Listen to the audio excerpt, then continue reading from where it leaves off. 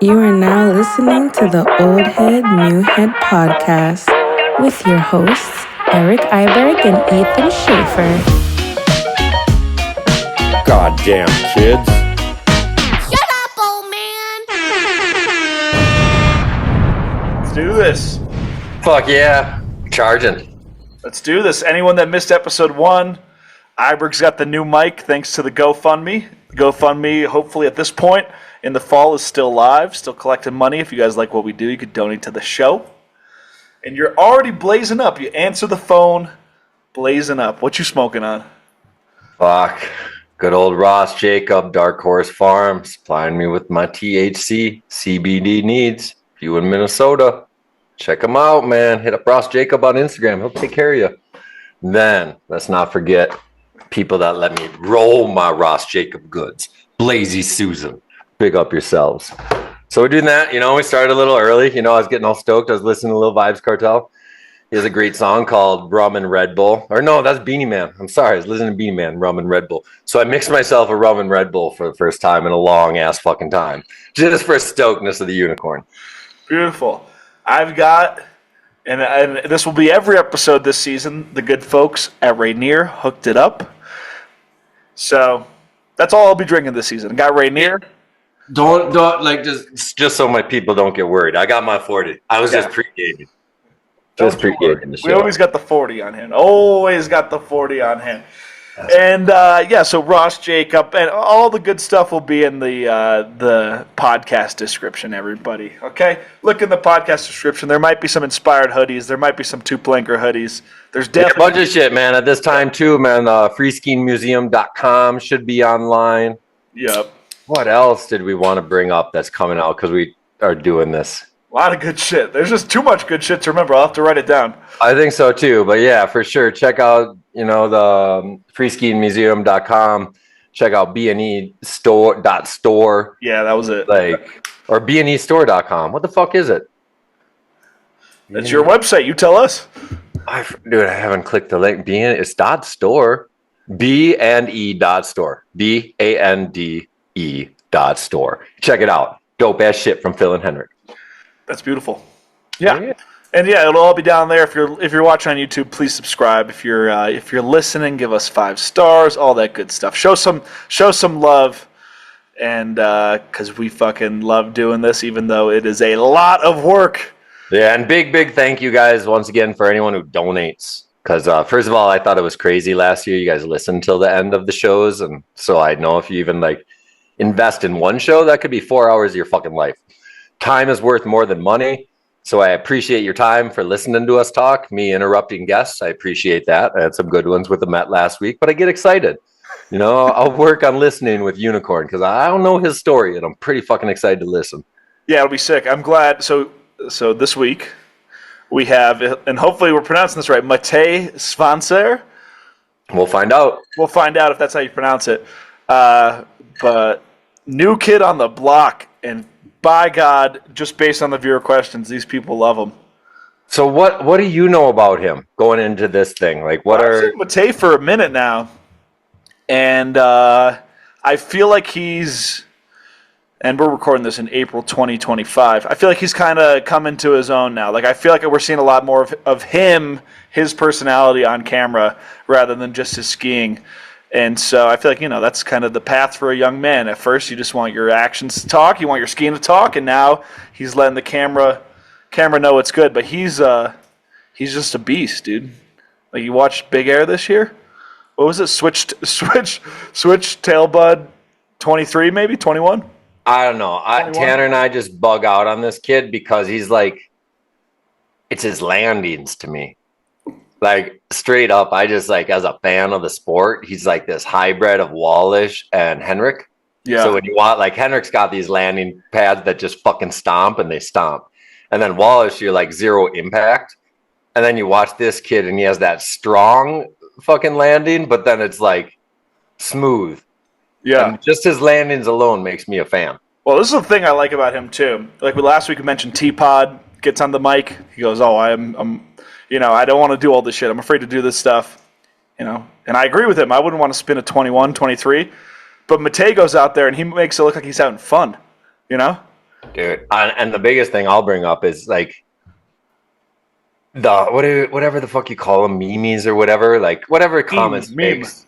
Yeah, whatever. 20. I'm 45. It's me. So when I watch it, it's like something someone would do for attention, but he don't need attention because he's so fucking ill. So it's like this fine line of confidence and cockiness, and he walks on it so strong where you're just like, dude, you're the illest. Yeah. Like, because it's not a cocky, but when you put so much shit out in the world, like there's more shit that we could have an opinion on than his skiing, but his skiing is still bigger. But he gives us like 5 pieces of shit every day on the internet. Are you familiar? Awesome. Are you familiar with the concept of what brain rot is? No, I am. My kids are 8 years old and 11, so yes. But I am not familiar, and my kids just taught me Italian brain rot, and so I'm super. Yeah, I don't know what that is either. It's just Italian sounding stupid shit. So like stigma, Ohio, fucking Giat, Rizla, all this shit. That was pretty good for an unscripted, regurgitation of brain rot. I'm impressed that you knew that much. Dude, I listen to type in brain rot song on YouTube. I listen to this every fucking morning for like 5 minutes in my car. I got this shit. And every kid be rizzing each other up for no reason, with no intention. They ain't trying to get any. They're like, oh, just risen. Yeah. Why are you rizzing that person if you don't want them? And they're like, I'm 11. And I'm like, that's just weird. You knew way more about this than I expected you to. I have an 8 and 11-year-old. Yeah, now it makes way more sense. They don't even speak. The whole thing about brain rot, slang has never been dictated by this age group ever in the history, right? So when I'm watching, I'm like, slang is dictated by kids that don't even know what time it is. And so this is the first time in history that the super youth have created slang. And that's why it's called brain rot, because it makes you stupider, because the little kids are stupider than the adults, but they're the leaders in trends. It's fucking retarded. Yeah, keep that word. I'm sorry. It's 2025, but it's retarded. And it's early in the show. I expected you to have no clue what was going on with the brain rot world, but you seem more well-versed in it than I am, truthfully. Yes, I am. The Italian was, I was going through the viewer questions, and I was deleting all the ones I didn't understand, and there were some Italian brain rot ones that... It's just, think of like Mario or Luigi saying stupid words. Okay, yeah, that makes more sense. And that's all it is Italian mumbo-jumbo. Yeah. Well, I am curious where the unicorn went, what the meaning of the unicorn was when that was still his moniker. I'm so interested. Yeah. And then I want to know why he changed his name to Shaheem. And I'm like, did he convert to Muslim? Like, what? Like, maybe I'm pronouncing it wrong. Shaheem? That's how I read it. He sounds like an African Muslim. Well, I think the kids are going to love it, because I think this will probably be our youngest audience that listens to this one. Yeah, and you can tell, like, too, by how many questions. Yeah. Like, when he made the post today, like, I'm on this show and, like, asked me some questions, I was like, to see the interaction he was able to get, the curiosity. Yeah. Pretty awesome. It's big. And I think he's also, so I'm at Mammoth right now. I think he's also at Mammoth right now, based on what you've told me. Yeah, or Tahoe, I think. In that area. He's in the Sierras somewhere. And you're in Minnesota, no? Yeah, same place as always so far. Holding this garage down, Excelsior, Minnesota. Yep. And it seems like it's only the old heads that appreciate your ski background. Matt got in here, and that's the first thing he said. It's like the younger guys. Maybe a Unicorn's got a pro model, man. Yeah, Unicorn rocks skis that say Prada on it. That's pretty sick. Yeah, it's going to be fun to learn it, and he's from Austria. Name another Austrian. Besides the most infamous Austrian of all time? The Herminator? No. Well, the only person I know from Austria, other than Matej now, is Hitler. That's the only person I know that's from Austria. The Herminator. What was his real name? He was an Alpine racer, and he dominated, and they called him the Herminator. The Herminator. No, I can't say I'm familiar with him, unfortunately. But he was the best Alpine slalom racer in the world in the late 80s and early 90s. Who's your French guy that would wear fur coats and come in with... Gerland Chichery. Yeah. Not my friend. I never met him in real life. But no, but you're a fan? I mean, like, I never seen anyone in the year 2000 fly into places with fur coats on for heli skiing and then go do lines that were better than anyone else in the world and then fly away after he got it and ask people if they got the shot. Yeah. That's pretty sick. Galan Chichiri. Check him out if you I don't know. texted you about him this summer. Doesn't he like do some other stuff now? He was a rally car driver, Yeah. like a rally truck driver. So, like, dude, he was a guy, if you check him out, like, Monster built him a kicker at T-Nex games, I think like 2015, to like do 100-footer on his truck. Yeah. And he endoed it and nose flipped it and then fucking flipped his truck like 20 times. It's the gnarliest crash you'll ever see ever. Nice. Yeah. But he does a lot of shit. I like that. Chichiri. Chichiri. I don't know how to spell it. There you go, new heads. Look him up. He's French. All the Zoomers listening to this episode. This might be testing their patience. We're 10 minutes in without Matej on the show yet. All right. Well, fuck it, dude. Last time we did an hour pre-show. You guys are fine. You lower, attention span people. We got you, You skibbity rizzlers. Come on. Skibbity. Should I send them the link? Yeah, drop them the link. We're good. All right. We're good. Please. Especially with the hour intro last time. Whew. It's a long one. And the 2-hour delay after the hour intro and then staying up until 2:30 in the morning, dude. I woke up at like 5:30. Then took care of my normal business and I was like, what the fuck? My buddy came back last time. It wasn't on the recording, but you caught it right as we were hanging up. We hopped in. Yeah, my buddy and my girlfriend, I sent them out to the bar for the night just so they would stay out of the house, and they got back.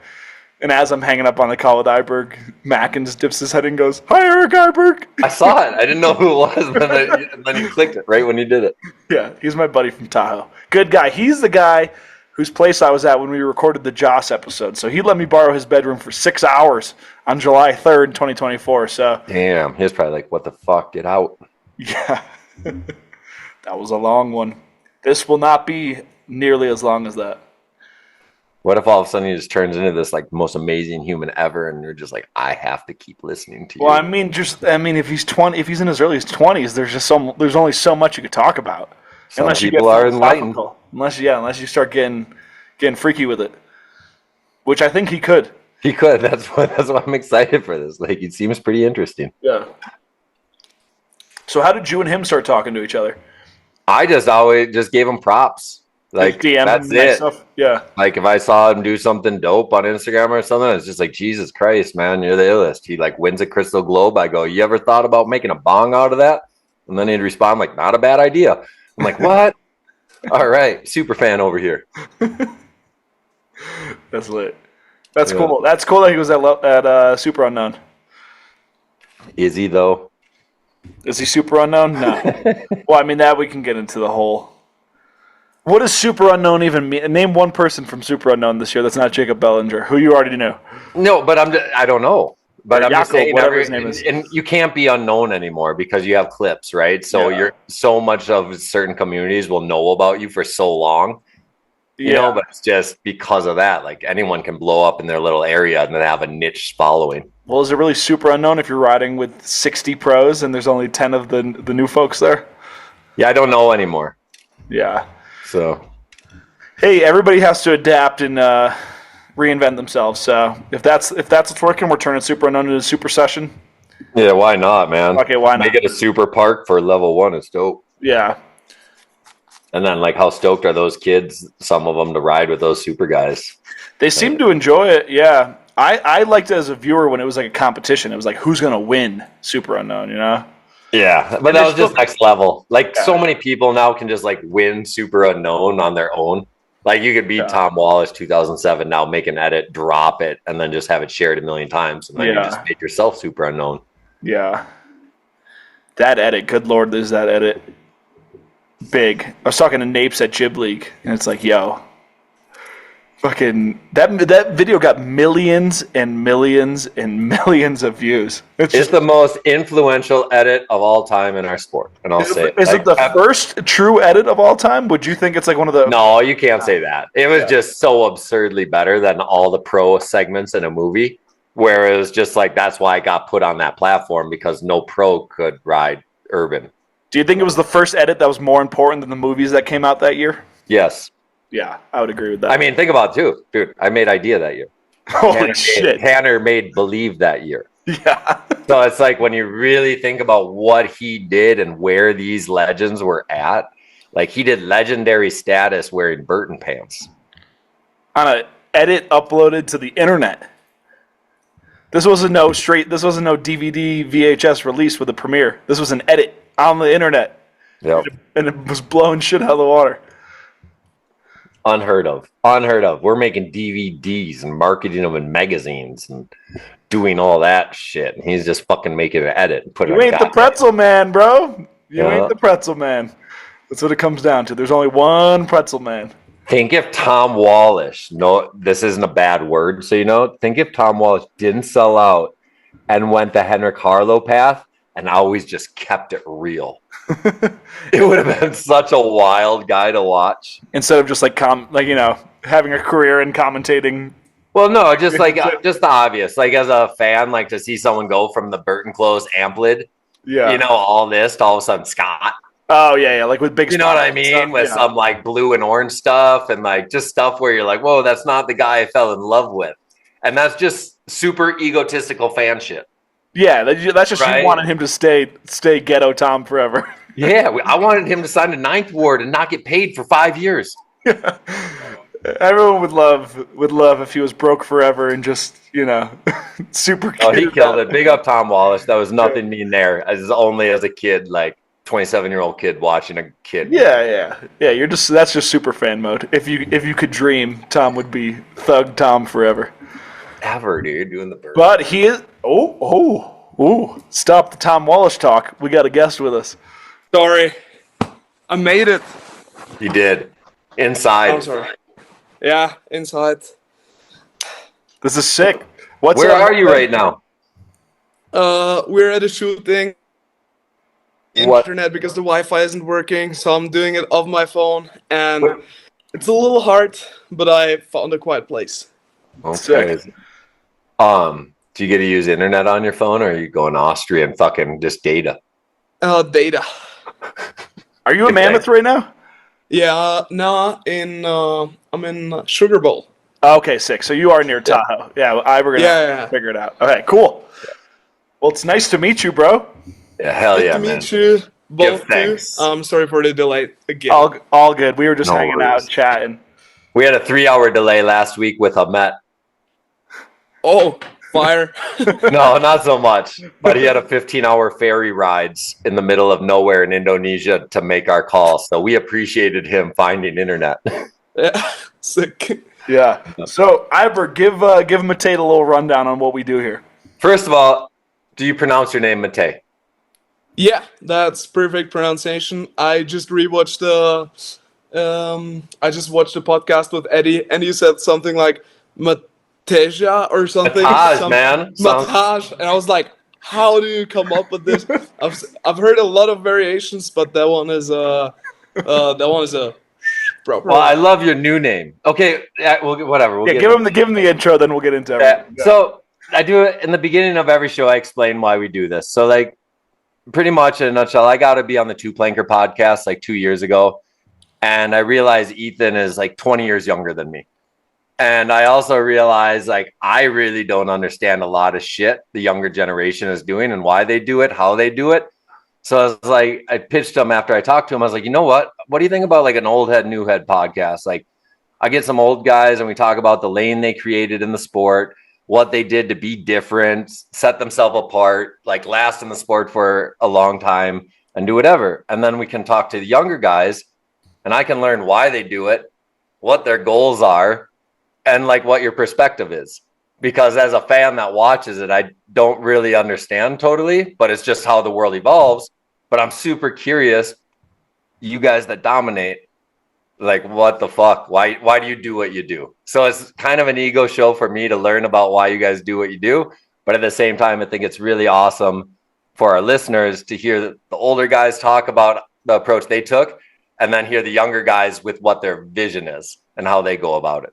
So that's kind of the point of the Old Head, New Head podcast. So super stoked you're here because you are one of these kids that's, I mean, you're dope as fuck, dude.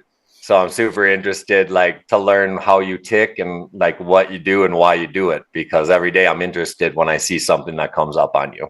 So that's why we're doing this. and stoked to learn your story. Hell yeah. All right. Yeah. Thank you for having me. I'm really down with the all that new ed podcast, of the idea of it, and yeah, let's get into it. Sick. Well, so the first thing, so you mentioned are you at a monster shoot right now as a Red Bull athlete? No. No. It's they're shooting at the same spot as us, and we're shooting for faction. They're shooting for something else. So we're staying at the same chalet, but it's a different sick. shoot. Yeah. Just That's two good. I totally thought when you made that post that Josh Bishop shot and you said I lost, I thought you meant you lost your contract. No, I lost against Gaeta. I'm just fucking with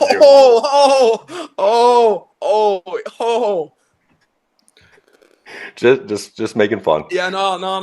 That was not meant like that. No. No. I'm so No. sarcastic and like doing it like it's all jokes. Sick. So let's take it back. We always try to do it chronological as we can, and we'll hop around. So actually, you tell us where you're from. We'll assume we know nothing. All right. So I was born in Prague, in middle of Prague. Pretty much grew up there till I was 10 years old. Then my mom basically decided to move to Austria for whatever reason. It was like she was like, all right, try to do this sports school, and kind of I would say pranked me with the idea of the school, because she said, if you get into the school, you can ski pretty much whenever you want, and it's super chill with the school. And then I got into the school and realized that all of the things that she would talk about was up from 5th class, which would be 5 years later. So I was kind of trapped in there, and I kind of made it through the first year, then made it through the second year, and then there was no way back. And the rest of the family still lived in Prague, like my sister, my smaller sister, and my dad till a half a year of the first year, and then they both, everyone just moved to Austria. It was not based on skiing. Definitely skiing was a big role in it, just so we can ski for fun. Everyone. Good question. Prague is Czech Republic? Yeah. Okay. Main and city then of Czech Republic. And then where in Austria did you end up? In Austria, Kitzsteinhorn, the Austrian Freeski Opens? Yeah. Yeah. Okay. I grew up, or I lived there. Yeah. And you moved there when you were 10? I moved there when I was 10. Yeah. Okay. So the whole family gets there. You think you're going to ski a bunch. That must have been exciting for you, right? Yeah, I was You were a skier as a kid? If I was a skier as a kid? Yeah, before you moved to Austria. Oh yeah, my dad always wanted to have an alpine skier, so I would ski a lot of alpine, obviously just with him before we moved over there, and we would go there always for vacations and stuff.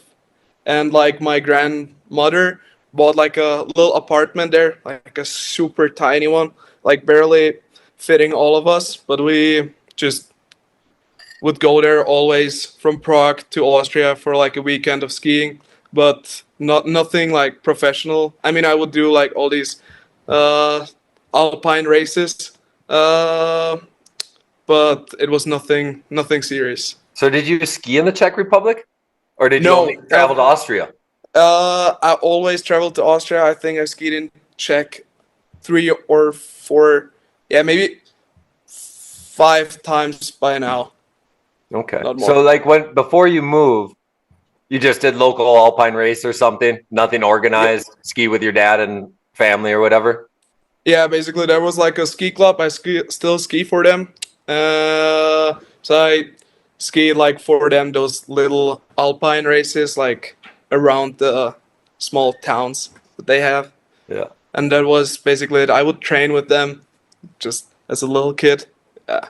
So what did you have to do so your mom tricked you saying if you get into this school? She did not trick me. I think she didn't realize. Okay. She would always talk about it nah, it's gonna be chill. And then there was another friend she had, and she's done the same thing, and she was nah, they will take care of you in the school. It's all gonna be chill. You're gonna get this buddy, and he's gonna take care of you, and it's gonna be all super. It's gonna be, yeah, it's gonna be super smooth. Like, you don't have to worry about that. Then I got into the school. It was nothing like that. It was super ass at first because I obviously didn't. I couldn't speak German, and I went straight to the boarding school. So what because that was language the did only- you speak first? What language? Czech, just Czech. Okay. Awesome. Yeah. Didn't know. And I didn't know German before, and I was just in the boarding school with like,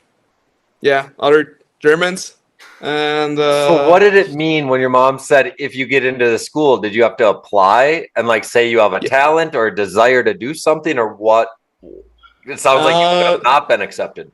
No, it was like an athletic school, so you had to do like a athletic exam, and I managed to be like third, and she was like, he's probably.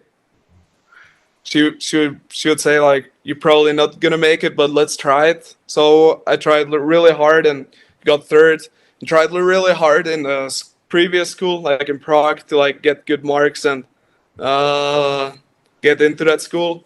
So I managed, and then it was nothing like I expected it to be. So is it a full boarding school where you're not living with your family? No, I was not living with my family. It was like a full boarding school. I would go home on weekends to see my parents. It wasn't too far, but I had to be there to like learn the language, because if you're 10, it's nearly too late to like learn the language to 100%. Like, don't have an accent or anything. So I just stayed there. The first year sucked. The second one too. Third one got better because I managed to learn the language, and fourth one was a disaster as well because I finally knew what people were saying. So that sucked even more. So did you guys did you speak any English? My parents? No, you Oh, at age 10. yeah, at that time. And then kind of. did people in Austria, 10-year-old Austrians, did they speak English? No, like we wouldn't talk in English. Never. Okay. Never. So you had zero way of communicating with your peers. I was just like dropped in the water and go ahead. Yeah. Hungry. And they're just talking shit. They're talking shit about him in German the whole time, and then he learns what they're saying. Yeah, like that was the craziest part. Like I think I started understanding in the second class, and kids in that age can be insanely cruel. I feel like it's Even really if you not speak that the fun. same language. Yeah, You know, exactly. like just mean to each other. Yeah, no, but yeah, and definitely boarding school can get hardcore too, but like managed, and we were all friends at the boarding school. It was just like sometimes could get pretty. So was Pretty the heavy. boarding school something that like you got to like be accepted to, or is it something that you buy? Like No, in the US, it's like- was it a ski school that you paid for?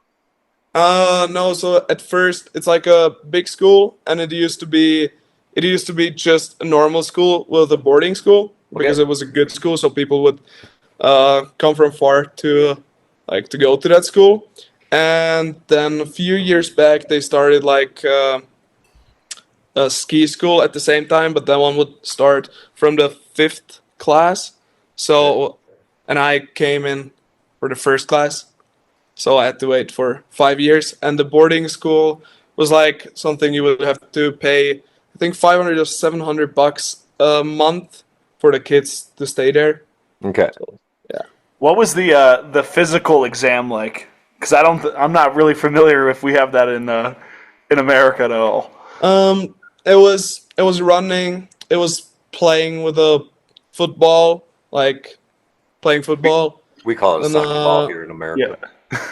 Yeah. And then like soccer. Yeah, soccer. So were they having you like try out to be like on the soccer team, or and like see like what other sports would they even have you do if you're not skiing? No, they just get you prepared to be athletic. Like In general. there's nothing. Yeah, there's nothing. It's more for like young sports people to still be kind of sporty. I would say so, but I don't really get the purpose of going to to that class. It's more just like you get to do more sports. That's it, and you don't have to do another language. So I wouldn't have to speak, for example, French or Spanish. We would get that in the higher classes. And how old are you? Right now or Yeah. at that time? No, how old are you now? Right now, I just turned 21. 21. So you're born 2004. Yeah. Damn. Who's older, you or Eddie? Eddie's older. Eddie's 1 year older. Oh, Who is Eddie? Edjoy. Okay. So you're definitely the youngest we've had on here. Okay, this is sick. Yeah. Okay, so like when skiing comes on your radar, how does that happen? Like, do you discover freestyle skiing at first, or like? Oh no! Like that was a whole different story. I just I always like wanted to freestyle ski, and then at some point my dad was like, okay, I'll buy you this freestyle ski, and it was a Focal, like a super tiny one. I think it was 122 twin tips, like tiny. And that's when I hit the first gyps. At that time, I was 9 years old, but I would still do alpine skiing. So I would do all these trainings, and then after training, I would get another pair of skis up there and would ski freestyle. Just for myself, either with some friends. Sometimes I had one friend I would do freestyle skiing with, but other than that, it would just be me. Dude, that's wild. So put this in, I just want to make this point for you, Ethan. So when he's 10, that's 2014. So he moved to Austria the first year of the first ever Olympics in our sport. Just to put this in perspective of all the people we talked to. Yo. Wait. No. Not there yet, because the 2014 Olympics, I still watched them in Prague. Okay, so you moved within the year, though. I moved that year after the fall. That, I think, or we still had the flat. But I remember watching the live stream, or not the live stream, but the playback of it, the replay in Prague, because I remember this is the only memory I have of it. It was I think now I know it was Gepper, and he was doing Scream and Seaman switched up. That was the only thing that I remembered. I don't even know why I remembered it, but it was. At that time, it was just so crazy to me, that people do doubles and just... That's wild. Cream and semen, yeah. 2004. Okay, so we're with no intention of even being in the sport. No. Yeah, that's what I'm saying. That's what I want to make clear right now. It's 11 years ago, you were a 10-year-old that just goes, he did a ski funny. And then one more thing, we had this, that was even before that. I think that was 2013. I'm not 100% sure about that. Maybe 2012. And it was there was a channel. It was called Extreme Channel or something like that. And it was in a different language, I think Hungarian. And they would always stream the replays of X Games. So I would watch the X Games slopestyle with all the X's on the last jump. I don't know which year it was. I think it was 12 or 13 when they had these big X logos on the last jump. So I think Tom Wallish was definitely in that. So I watched it on replay all the time because they would screen all the time. But yeah, that's so sick. I'm really interested. Who were the first? Because so you mentioned you're watching the Olympics, but what were the first edits you were watching? Who were your idols as a young guy? Because these are dudes that were big and Well, let's get into how we even discovered the sport first. Yeah. How'd you even discover it from Alpine? So I would just always ski. I would find new friends in the park and would ski with them. But we were all noobs. We didn't know anything. We didn't watch any videos. We would type in freestyle skiing in YouTube, and that was it. I did not know anything till till I turned 13 or 13. Yeah, till I turned 13. 2017. Yeah. And then at that point, I quit alpine skiing because they threw me out of the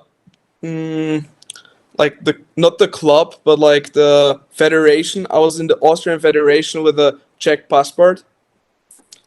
and they just, yeah, they just threw me out without having a real reason. They just said I don't have the nationality, so I can't be in there. But I applied for it, and as soon as I applied for it, they waited like half a year during the summer, and then they just dropped me without even telling. And we did like exactly what they wanted us to do, and I was at that time I was good at alpine skiing, so they had no reason to throw me out of the club because I wasn't good at it. They just threw me out because of the nationality, although we did all they wanted from us. So at that Are time, Austrians racist towards Czechs? nah. No, it's just was- interesting because, like, I learned some places, like in Europe, like some countries don't like each other, and it's not a thought until you're in those countries. I mean, nah, I wouldn't say so. Like, not Austrian and Czech. Austria and Germany is a different thing. Dude, Yeah. I had Like I had Austria some and Czech. guy. I had some guy at Ghibli corner. Some Austrian guy. We were out late. Like this is 4 a.m. He cornered me, and he's just telling me all about how the Germans are these terrible people. And I'm like, dude, you guys are identical in every single way. From Speak my the same perspective. language. Guys were like Austrian, like German Empire. You're the same. Yeah. Yeah. I So, feel, go I ahead. feel like the beef is the same as French people and the Quebec side of Canada. Yeah. I think it's pretty similar. But there's an ocean separating these motherfuckers, and French people don't understand Quebecers.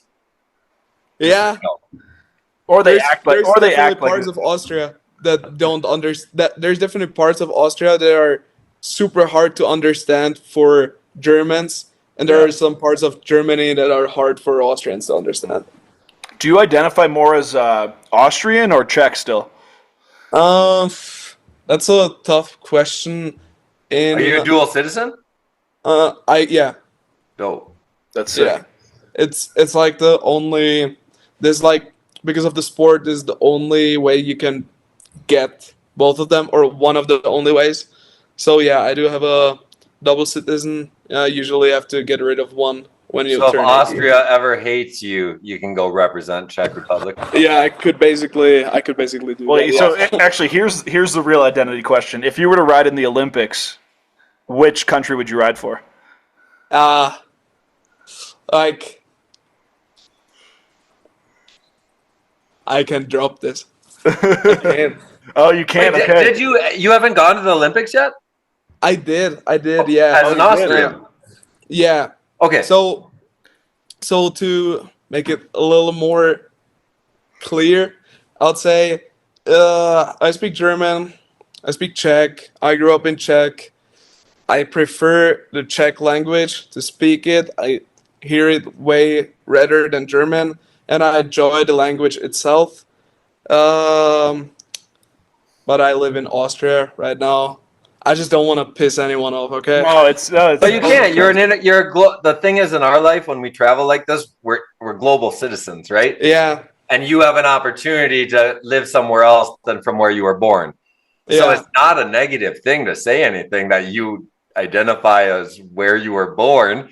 And it's Yeah. not a negative thing to say you're grateful for the opportunity which a foreign country has given you. yeah. That So is it's obviously exactly a hard true. thing as an individual to figure out because, man, you are Czech no matter what, and Austrians giving you the opportunity to be who you For are. sure. There's Yeah, and I'm really thankful for what they've done for me. Obviously, when I was skiing still for Czech, they would take me on all those trips. Wouldn't really want money for it. They were really supportive, and so I was really lucky that they cared for me that much. yeah. This is like an instance of true double identity. If you're talking like Eileen Gu, she was born and raised in America. Yeah. But He's American. yeah, that's a different conversation. So Yeah. we can move past this part. But okay, so When did you discover this awesome yeah, sport? what did we discover? We're getting back on track. When I discovered freestyle skiing, Yes. so yeah, at the age of 9, I would say. So I just always wanted to hit some jumps. My dad would hit jumps with me, like teaching me the 360s after like all those alpine trainings. And then I don't know if you have ever been, some of you, to Kitzsteinhorn or like to the Austrian. Oh, Or Austrian and Open? that Cap Prune. Yeah. Okay. Yeah. And a couple Kaprun. places in there. He's definitely been. I've only been to Innsbruck once ever, so All right. Iberg Oh, and definitely. then Solden too. I've been to Solden once or twice. Yeah, no. I'm talking about Kaprun because they used to have at that time when you've been there. Definitely, they used to have like a small park down at the glacier, and that's where I learned how to jib. And they had these riffle tubes, like super rough riffle tubes. So I learned jibbing on them, and then afterwards I started hitting rails. So it was a tough way to learn how to jib because if you just catch a proper edge, but that's the spot where So you're in learn jibbing. school and you're like 10, 11, 12, 13 around this time period. At this point, did you ever hit it and just be like, man, this is my shit? This is all I want to do when I wake up to go to sleep? Or is it later? Or when does that come? It was like I quit alpine skiing at the age of 13. Told my mom told my dad that I'm not gonna keep doing it. Was he sad? He was definitely not hyped. He's now super hyped and supportive, but at that point he was like not too stoked on it, but he could understand it because of all of the federation stuff that has happened. And from that point I just skied whenever I could after school, whenever it was just possible. But I would ski with like friends. Like we did not know anything. We just knew the local shredders, and we were like, "Oh, this is so sick!" And we would like look up to them, but we didn't know any clips, videos really at that time. But when at that time, and then the season after. So when that was 2017 summer. I got invited or got the opportunity to go to like a free ski camp or free ski training with the Czech national team. I think it was at that time, and that's when I learned more about skiing. I would say so. I met a really good friend of mine, Speedy Freeski, the speedest, and he basically showed me the first freestyle videos that I could think of. What were So those? my videos? head's a little confused. You're in Austria going to a boarding school, but the Czech Republic, the Czech team is the people that are supporting you a little bit and going. They were not supporting me. I had to pay for the trip, and But I'm just saying, I how had come to you pay. were going back to like It was Czech just a for trip. I training? think it was just a trip with them, Hmm. and it was not. It definitely supportive, but it was like I just knew the brother of the guy from alpine skiing from Czech Republic, Okay. and that's how I got to know him. And then I went on that camp. That's how it turned out. Yeah, So you said his name was Speedy? yeah, he's actually in the Speediest? room up there. I think the speedest. So, He's with. so he's kind of the guy who was like showed you how dope everything was. Yeah, He was like he showed the me big, the first videos. yeah. What were the first videos that he showed you? The first videos were definitely from Kai Mahler. Yeah, from Kai Mahler, Torian, and Antti. Where Kai was the shit, dude. When Yeah. his moment years, like 2012, 13, like I'm always been a huge Kai fan. Yeah. So yeah, but he actually at that time he showed me more of the new videos, more of the new wave that just dropped. So Stu by Racing, I don't know if he showed me at that time. I'm not really sure when it actually dropped. Might have been 2018. Yeah. But that was one of the first videos as well that I saw, which is definitely way different than all of the other OG movies. Yeah. So when you're watching this shit, did anything just like hit you like, no way this is the illest shit ever, or no way I can do that, or no way I could do it better? Like, because it's like when you watch these movies, when it hits you as a youth, like there's something that you see, or I want to do that. Like, did you ever have something while watching it, or does it come later? Like, I feel like it came later. The point that you're talking about, I had that when I watched. This is nothing compared to other people who watch all the OG stuff. I just No, your haven't story is seen it. awesome, I just dude. didn't have the opportunity to see it. I didn't know the people, and I never could learn about that at that time. And the thing that I saw and that just like impressed me super hard was the Switch Rodeo 3 from Vinny Gagnier in the slush Insta banger it Momentum.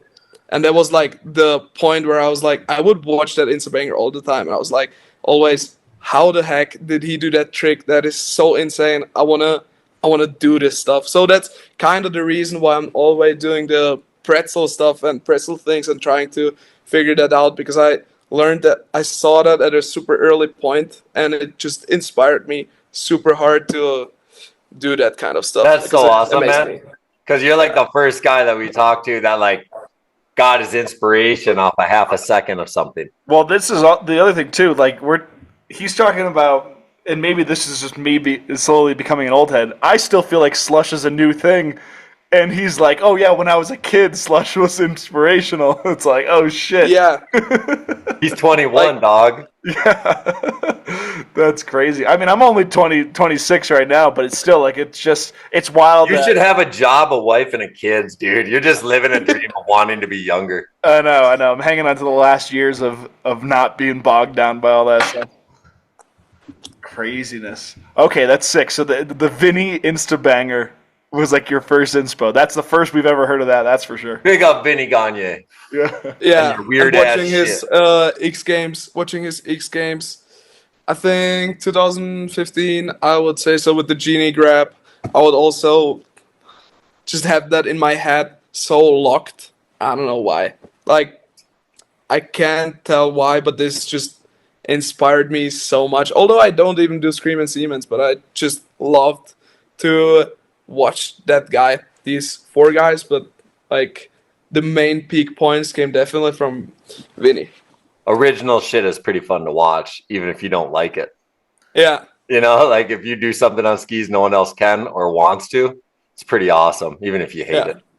Yeah. So when you were in this, like at the beginning, were you into a contest element, or did you think filming or clips, or like as a kid that's so young, like getting into it, what's exciting about it? Do you want to win? Do you want to like be known? Do you want to like just ski with your friends? You know, like what's exciting to go forward with it and do more? So at that time, I want to be a billionaire, win everything. I'm just playing. At that time, I was just. I was hoping you were serious. I love your comments when you fucking be like, "Yo, Prada, I'm here. Yo, Louis, hit me up in the DMs." I feel like you're a hustler. I'm gonna come back to that thing later. Okay. But no, at that time I would just ski. I wouldn't think of anything else. Like obviously taking videos would be super sick for me, but like it was not the main point. I just wanted to be better than my friends and just be better than my friends, and we would just improve all together. And that was like the main point, I feel like, at that time, especially. So this time now is mid-teenage years, right? We're talking 15, 16, 17? No. We're talking 13. Okay. Like, it went super uphill when I turned 14, 15. The season So when it's turning uphill, is it contest-wise? Is it someone noticed your skill set and gave you a free pair of skis? Like, what makes it turn uphill? No, it was at that time. So when I was 13, I did my first contest. It was super fun. I did it actually with Danny Beats. Sick. Yeah. And where's he from? He's from Austria, Stubai. Okay. Yeah. Daniel Bacher, I meant. Yeah. We love Danny. All right, I love just said Danny Danny B. B, and then I thought it was a nickname. Nah, we want Danny B on the podcast, but I don't think it'll ever happen. No, he don't like talking to people? He seems a little. Nah, he likes talking to people. Maybe one day. All right, we can keep our hopes. We can keep our hopes up, Iberg. All right, we'll put him in the Candide and Pollard category for now. Yeah. All right, sick. So you meet Danny B, first comp, and that's in Austria. That was in Austria. It was in Schladming. That was the first contest. Yeah. And then I think that was the third class. Then there was the fourth class. And the peak, like where it all turned around, was when I got into the fifth class. and started could go to the ski school. And that's when everything just changed, because it was hella good people on one spot, and we could ski 5 days in winter. Yeah, 5 days in a week if you wanted. Like Monday, Tuesday was school, and then the rest of the week was just skiing. So I started improving there super fast, because I was just surrounded by super good skiers, good friends of mine, and from there it just like the improvement went super fast. Let's pause on this thought really quick, because we got so many questions related to, like, you're the youngest guy we've had on, and you definitely have the deepest bag of tricks. So there's a lot of young guys that are wondering, like, what your training method is, pretty much. And like, we've had a ton of people on. You know, some people like to go to the gym. You talk to someone like A-Hall, and he's like, "Yo, just go skiing every day." So like, Yeah. what's your balance between like how you handle learning new stuff? When I was younger, I would do a lot of trampoline jumping, not like training, just hitting the trampoline because I thought it was so sick, and I would just enjoy it a lot, and I think that's where the air awareness like came from, and um, I think that was the key point, like starting trampoline jumping at a young age. I don't do it anymore that often. Yeah, but You need to get yourself a tramp in your backyard. I got one at home, but it's a little ripped. Yeah. Sick. Oh, yeah, and the other point that I'm thinking of too, like, so you're riding with your friends, you're getting good. When you guys are filming, first of all, what are you filming on? Are you filming on iPhone, or is it still like DSLR? Like, you have a camera? iPhone. Only iPhone. So you went straight to iPhone clips. And are you guys posting edits, or is it straight to Instagram for your crew? Like when I was 13, Yeah. definitely straight to Instagram. And when I got younger and got like introduced to all the people when I was 15 in the school, and I would see all those edits, I would just get so inspired, and I always wanted like have a sick edit. Just like the process of cutting an edit, it just stuck to me, and I really enjoy editing itself too.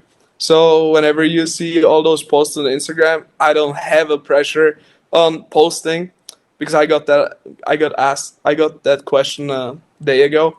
I'm posting because I really enjoy the cutting process. I just love editing. Yeah, that's sick.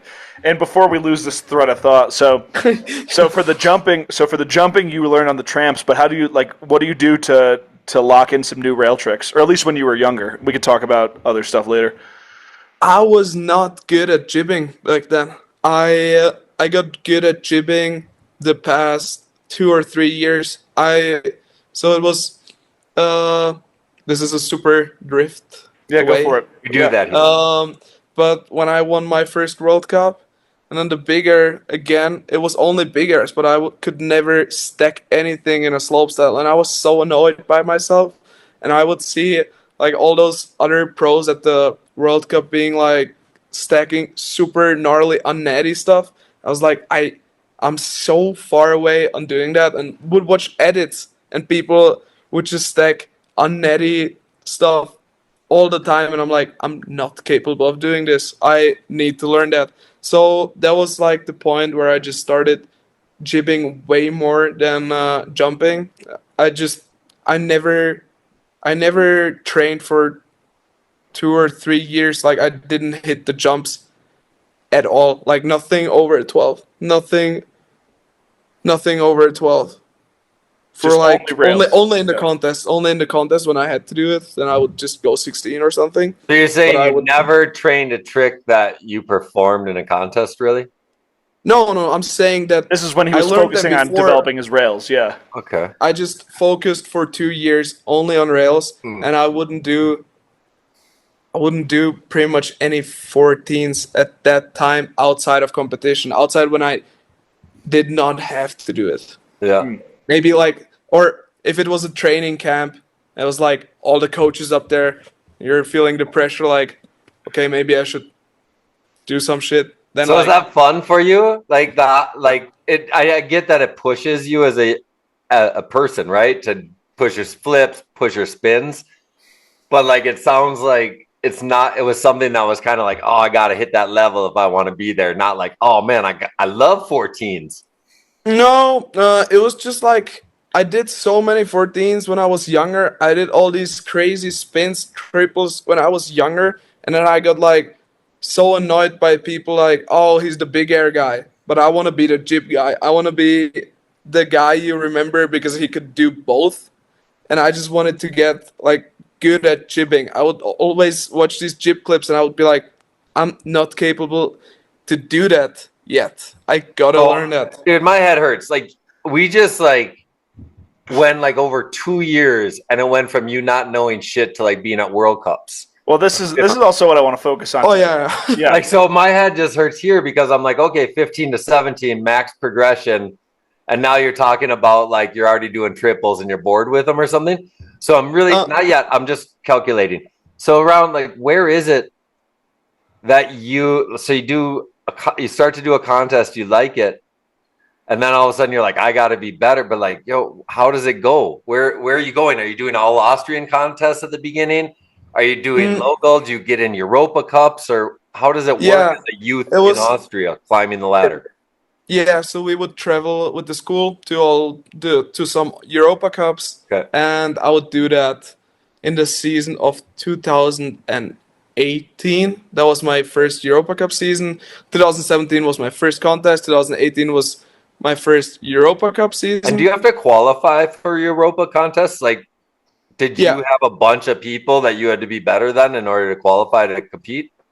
You gotta win like fist points, everything for the fist points. Fuck yeah, And, Austria, man, the Herminator. You're and then yeah, so I had to do like FIS junior comps to get to the Europa Cup. You need like I think 10 points. It is. Did you ever do Junior World Championships? For sure. I did the one in Clapham. How'd you It do? was with that was the time when I met Eddie. And then How that did was you do at the that? best time ever. Fuck. How did you place at your first World Junior Championship? I got fourth. Sick. Yeah. And And then, Edjoy was on the podium, wasn't he? He won. Okay, yeah, I think I remember it because that runs on YouTube if you type in Yeah. his name and Junior World Championships. Yeah, he won the slope style. I don't know about the big air, but he won the slope style.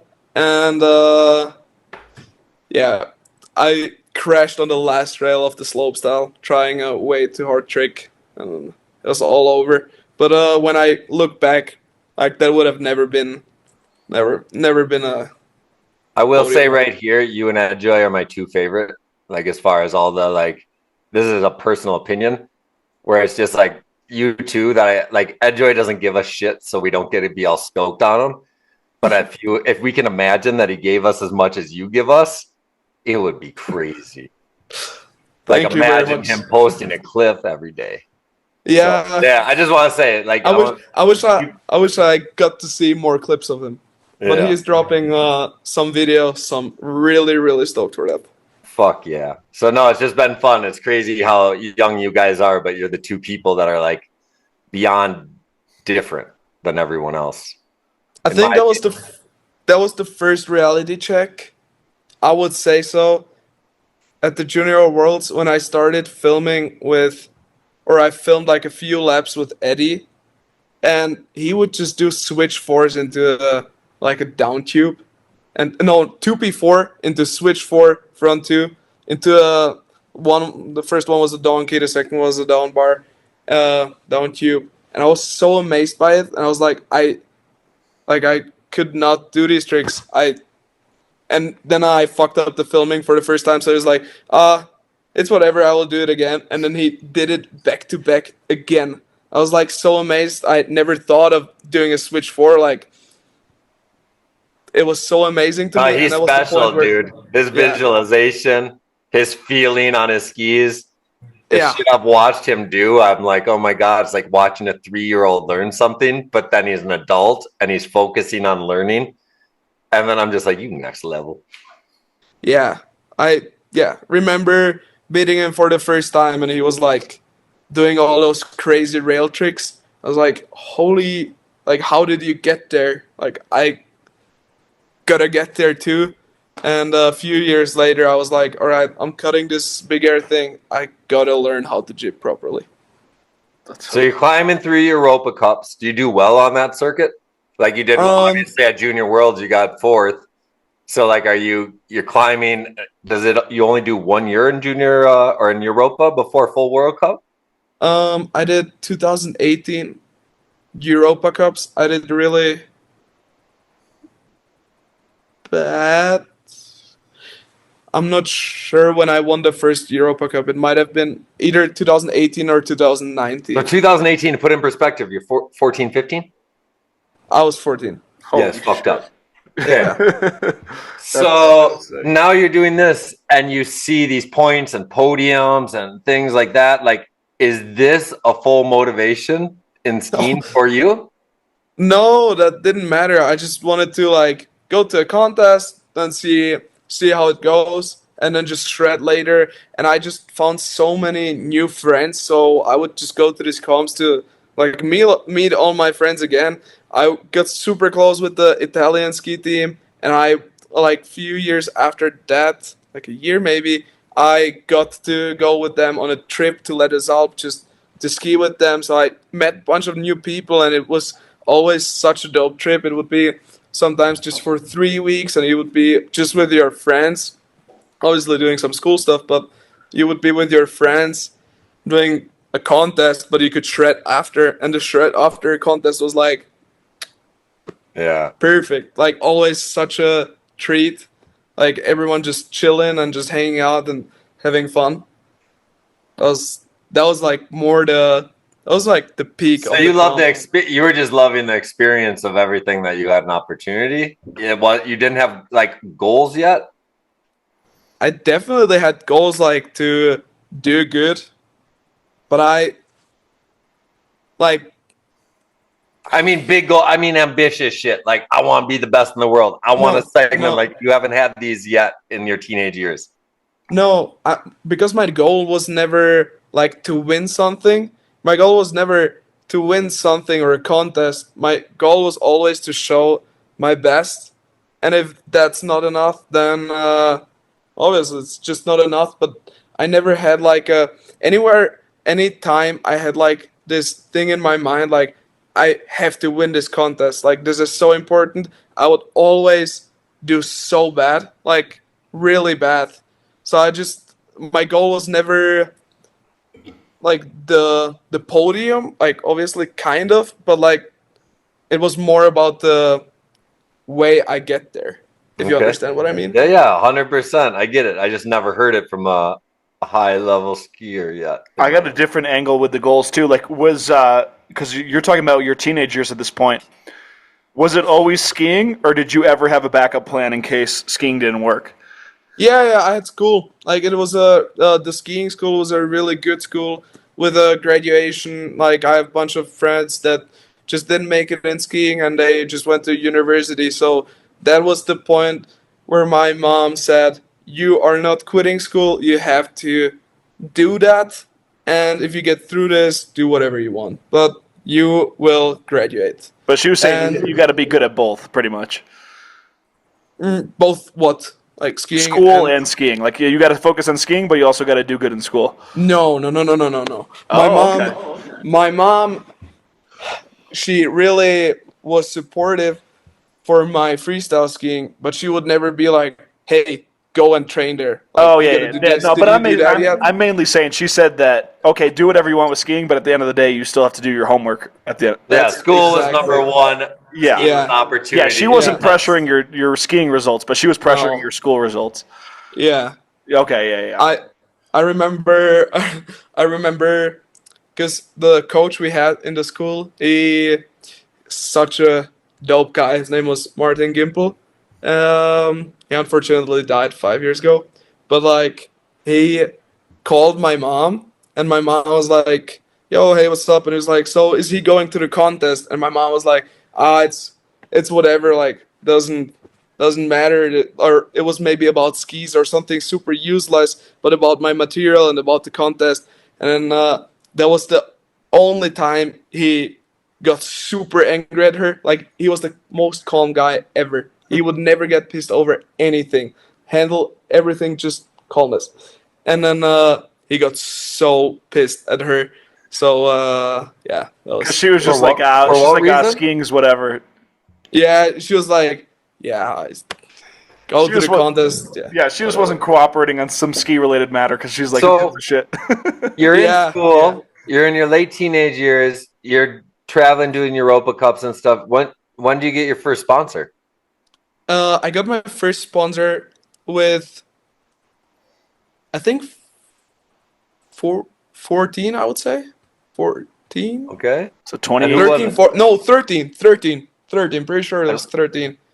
And Why would you get sponsors as a 13-year-old and by who? it was like just a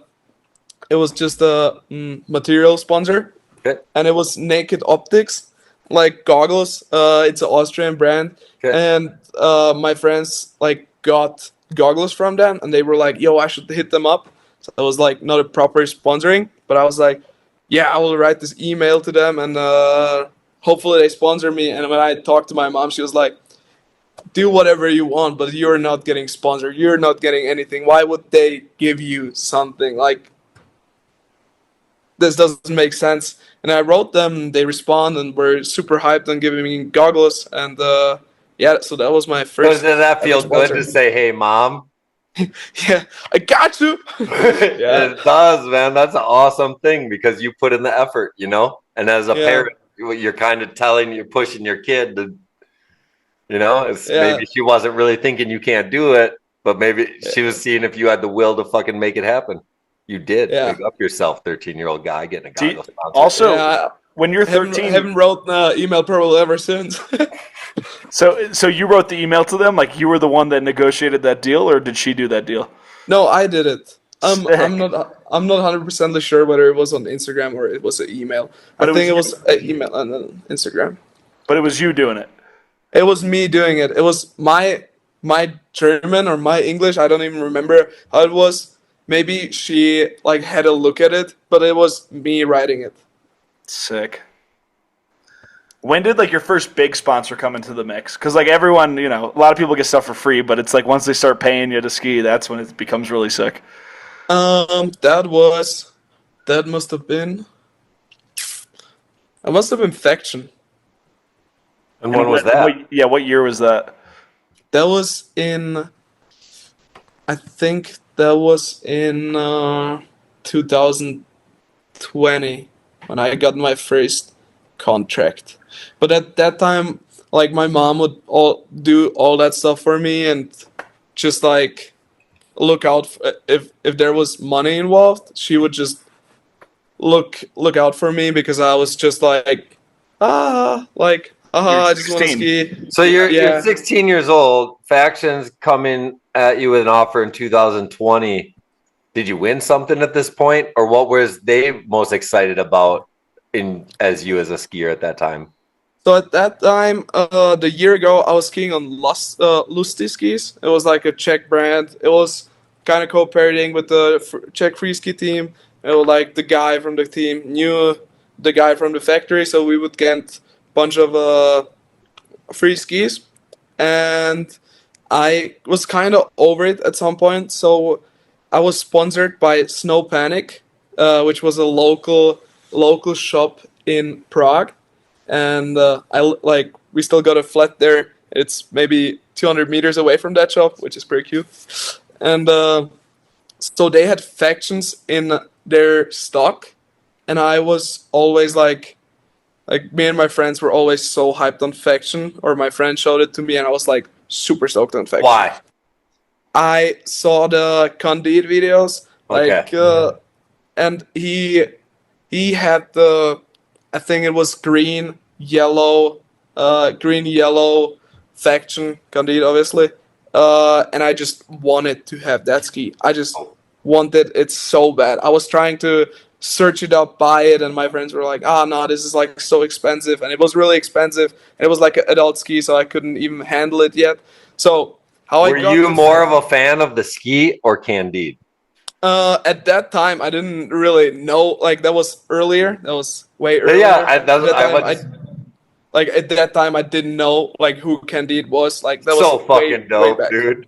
Like just And then, the idea that he can influence you on a design of a ski rather than a 17-year career. To me, that's awesome, because that's the work he put in. It's like Ethan didn't know who Johnny Mosley was. Yeah. He thought he was the voice of Warren Miller. I don't even know if you know who he is. But the point is, like, a legacy is pretty awesome. I got a quick tangent, dude. When we were in Nagano this winter, I asked my buddies who were also 26. I'm like, we're in Nagano, 98 Olympics, Johnny Mosley. And they're like, who the fuck are you talking about? You're like, only the biggest freestyle skier ever. Yeah, so now every time Mosley's doing some random thing, and he was on like Top Chef or something, or maybe some dancing show. My buddy sent me the video. He's like, yo, this is Mosley. I'm like, welcome to the club. You know who Matej, you don't have a clue who this human is?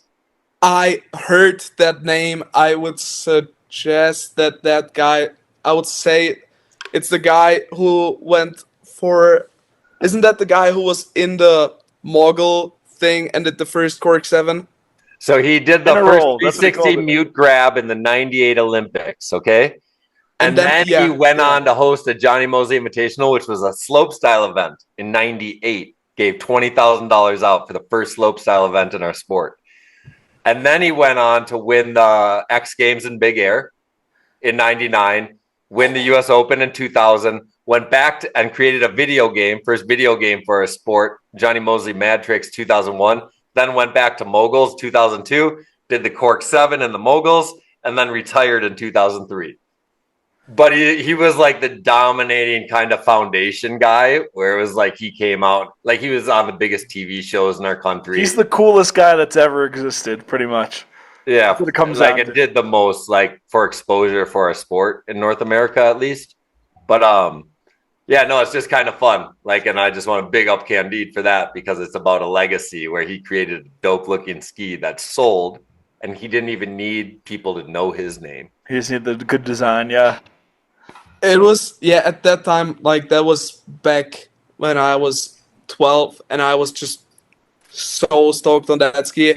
After that, I obviously knew who Candide was, but I still wanted to be on the team also because of the designs he was putting out and to like be the part of the faction crew because I would look up to Auntie a lot and watch the videos. So it was just faction, please. I want to teach you a fun fact quick. In 2018, Candide Thovex had 8 different pro model skis under faction. And with those 8 different models, he had 37 different sizes, ranging from 95 to 210 centimeters. I have never seen a human being have more pro models in 1 year in the history of our sport. So that was a kind of like he's going to influence everyone with that many pro models. That's pretty big. That's crazy. Imagine if you had 8 different models of your pro model, and then they all had at least 5 to 10 different sizes. I'll be pretty stoked. Yeah, I think he was for a decade. Yeah, dude. When did Red Bull come into the mix? Wait, let me just tell that thing. Yeah, go for it. Yeah. Shortly. So I was sponsored by Snow Panic, but I still kind of had to buy that ski, and it was 170, and 170 was way too tall for me. Or maybe they gave it to me. I'm not 100% sure anymore. Either way, it was way tall for me, and I had to ski with it, but I just skied with it either way, although it was way too big, but I just wanted to be on faction. I just wanted to ski that ski, and later on, I think I got a size smaller that I bought, or that my parents bought, I don't really remember that, and I ruined the ski within a week. So my mom sent it back, and that's when faction got back in there, and they were like, "All right, we will send you skis. Like, how? Like, you want some more?" And then so they got interested, and then there was this there was a guy, Oscar. He's the photographer of faction, and he was with. They were like looking through because I sent a submission video into faction, like sponsor me tape, basically. Yeah. And they usually wouldn't look too much through it, but Oscar did at that time, and he found me, and he was like, "Yo, we need this guy." And at that time, the team manager was Tim Hardy, and so that was when I got my So first people contact. still in 2018 were sending sponsor me edits and not just I did. posting. Over. Do you think? Oh, look at the. Oh no, thumbs down. Some emoji No. just popped over his head. But You did that that's over. dope as fuck, man. Because I always thought people just thought they'd post on the internet like Instagram and hope a team manager saw them or something. I didn't know people actually made exclusive edits anymore and sent them to people. How did you send yours in? I don't remember exactly. Maybe it was the link of my season edit, or I actually made a video for them and send it through like a, I don't know, browser file, like a WeTransfer file. Not 100% sure. You By ill email. as fuck if was. that's what you did. Because I'm all about you. I said you're ill as fuck if that's what you did. Because like Yeah, that was. that extra effort, right? And I don't know I didn't know it would work somehow different. Yeah, but the whole idea is you did more. You know what I mean? Rather than just posting and be like, I'm the illest. I got shared a bunch. I don't know. I just like your approach. If you actually did that, like I think it's dope because I don't think many people really put in extra effort anymore. I don't know, just love. Did you have a friend editing. or did you know somebody that worked for, or did you just do it because you just were like desperate to get a sponsor and like you were like I want this so bad I'm just gonna email them, fuck it. No, I just wanted to be like faction. I just wanted to be on faction. I didn't know anyone in there. It was just this dream that my friend put in my brain 5 years before that, and it was just like, this is the illest ever. And then I was like, okay, I gotta get there. I have to get there. And I would watch Anti's video, and I was like, I want it. I need it. So at this point, are you like super stoked on anyone else? Or are you still in your own world? Or do you have people that you're like, he's the shit? I want to like, I don't know, like you have to be at that point right now. Like you can't be in your own world still, but it kind of seems like you are. Like in which way? Just like when you're looking out and you see what skiing can bring you. You know, like you're already looking that you want a ski sponsor, a free pair of skis because you saw it and you're like, I want this. Like, did you not see anything yet? Like you wanted a podium, you wanted a ski movie segment. Are you still not in that zone when you wanted a free pair of skis? I think it was just like getting invited to the 2020 shoot and The faction shoot. the faction shoot. Okay. And that was like the first time ever shooting for something. So that got me pretty stoked. Who did you But, get like- to meet on that shoot? Who did you get to meet on that faction shoot? I think I knew the most of the people. It was the French guys. It was, oh wow, Yeah, balloons. there's a lot of shit going on here.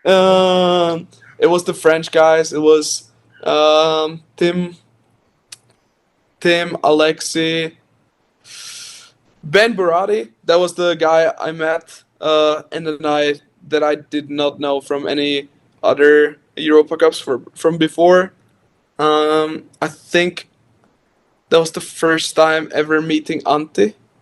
Okay. Yeah, that was pretty big. Yeah. Didn't have the balls to talk too much.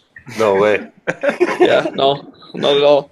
And then who else was? Oh, Candy didn't go to that one? No. Have you ever met Candide?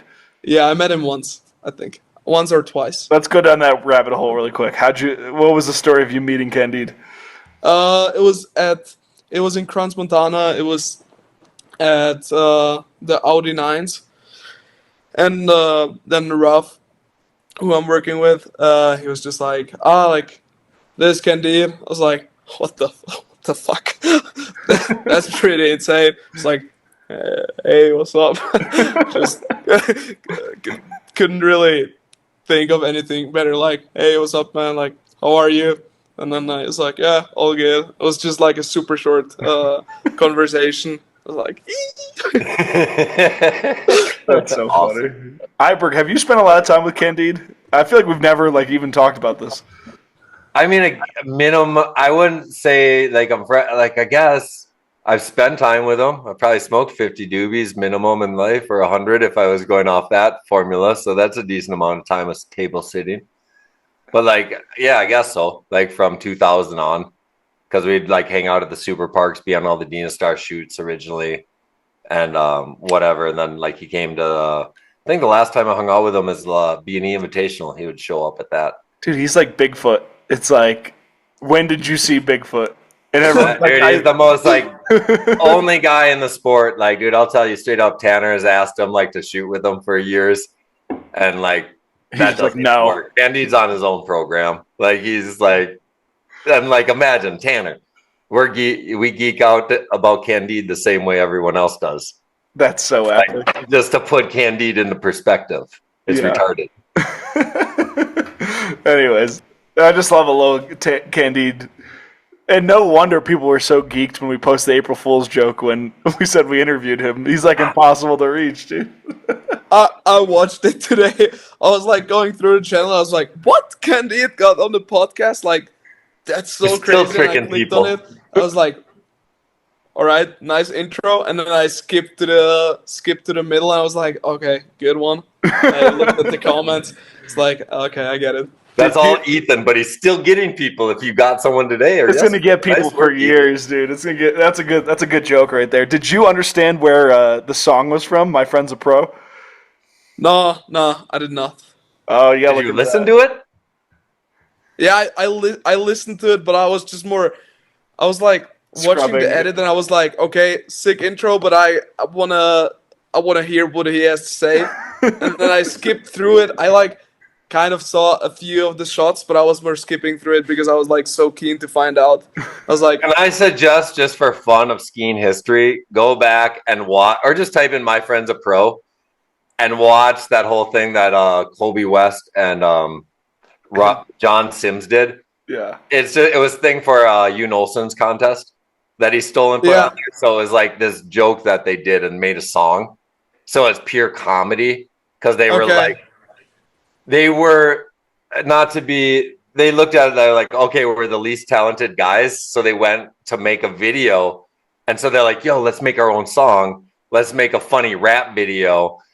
And then like they were pros. And so the whole joke was, my friend's a pro. That's why I got invited. So it's that's pretty fire. Yeah, it's big up Kobe and John Sims on that, because I'd never seen anyone get to go to something so big and be like, fuck you guys. Yeah, it's basically the biggest edit contest at the time, and you submit a joke instead of an edit. Like that's basically what that shit is. Well, everyone still talks about their joke fucking 15 years later, and no one can remember who won that year. Yeah, so good joke. All right. Going back, where the memorable one? We were talking. I don't even know where we were talking about. We're talking about Faction. All right, so we're talking about Faction. You were getting flowed skis or buying skis from a different company. Then you get on Faction. Then you're meeting people. So who else comes into the mix other than Faction? Yeah, I think then Red Bull was the. Why does Red Bull come on? So now everything's going really fast, right? 2018. Yeah. We're talking year 14, right? 2018. No, that's 2020. 20 was when Faction. So to correct myself, the Faction thing must have been in 2019, and I don't know if I got the contract in 2019 or definitely not 20. Must have been either 2018 or 19. Okay.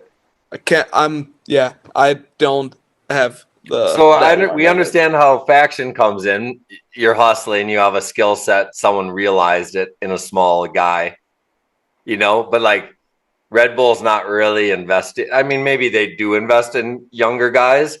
Yeah. Kind of like you have to accomplish something or be something really special, but you are Austrian. So that's what makes you special too. Because like once you're Austrian, Red Bull really cares. Like it's a different world. It seems like. In 2020, so there's a funny story about it. Apparently, I don't know who it was. Apparently, it was me, and apparently, it was again an email. So when I was 13, I can imagine it was when I was 13, and it was at that time when I landed my first top 10. So I wrote an email to the headquarter of Red Bull, and I was like, "What the fuck, guys? Like, you trying to finally sponsor me or something?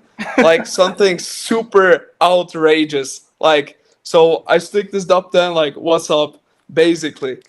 And I I cannot remember ever sending that, but my mom is like, "I definitely did not send that." So it's from my email address. It says that the Red Bull guy still remembers it because he found that email somehow, and so that appeared there. It was not like we started working from there on, but it was just I made some kind of attention, or maybe it was just like uh, after some time he found that email. Doesn't really matter. I worked with them for like I would say two years. So when I was 15, I think I started working with them, or like getting a bunch of Red Bull cans and stuff, and got in touch with them. And then I won the Youth Olympics in 2020, and then after that, like in 2020, later in September, I got sponsored by Red Bull. Wait, so I just want to ask, because everyone understands the flow system with skis. You get a coupon code at first, then you get free skis, then you get paid to ski.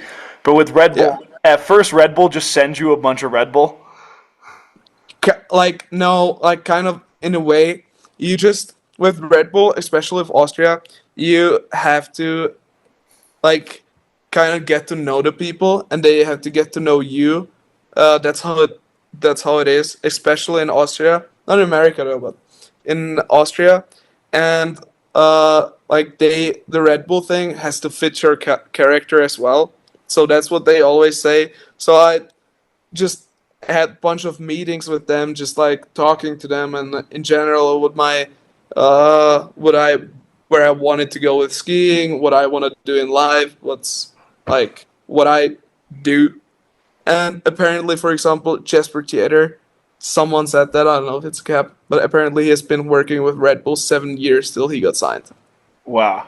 So just so the younger guys know, because like all the younger guys that are early teenagers through their teenage years, they really look up to you and they kind of want to follow your blueprint. So if they don't know, especially the Americans, like Red Bull's based out of Austria, which is why we're saying that it's a different dynamic when you're in Austria. But like, what's this? And this isn't a quiz or anything, but like, what's the like the life philosophy that they're working with you on to see if you align with it? Like, what can you sum it up into words? What's the formula to get signed by Red Bull? Well, yeah, basically, like, or at least in Austria, like, because you kind of see it. Like, you only can talk from your experience, I think. Yeah. Like, how do you see it? Because like, you obviously made a point, you and Jesper. Like, what do you? Because I think the overall concept that you're saying is right on.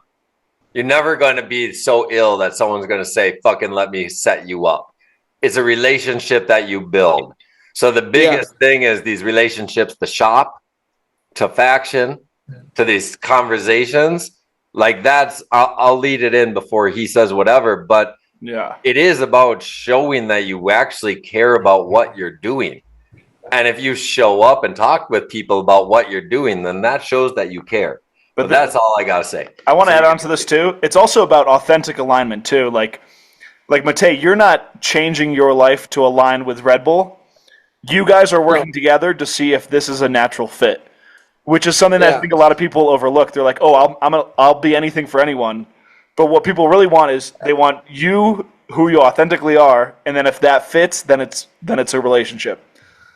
You just said it. Like, there's nothing to add. I don't have a formula. For example, I did such a stupid thing with the head boss of Red Bull Austria for, like, wow. We were at this important meeting, and it was like I think he was like the head, like, he's the man.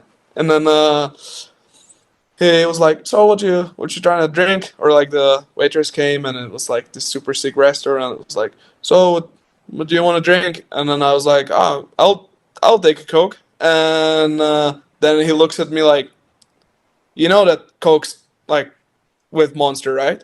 And I was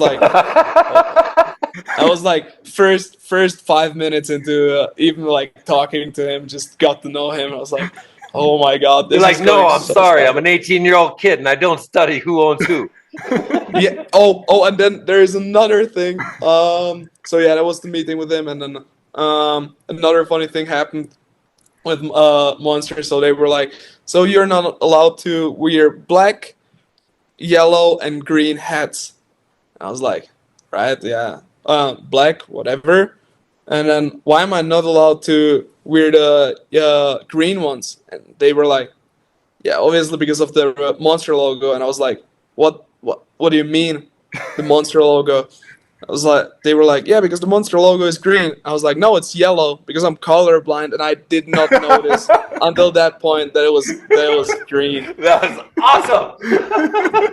Wait, so until 18, you thought the Monster logo was yellow?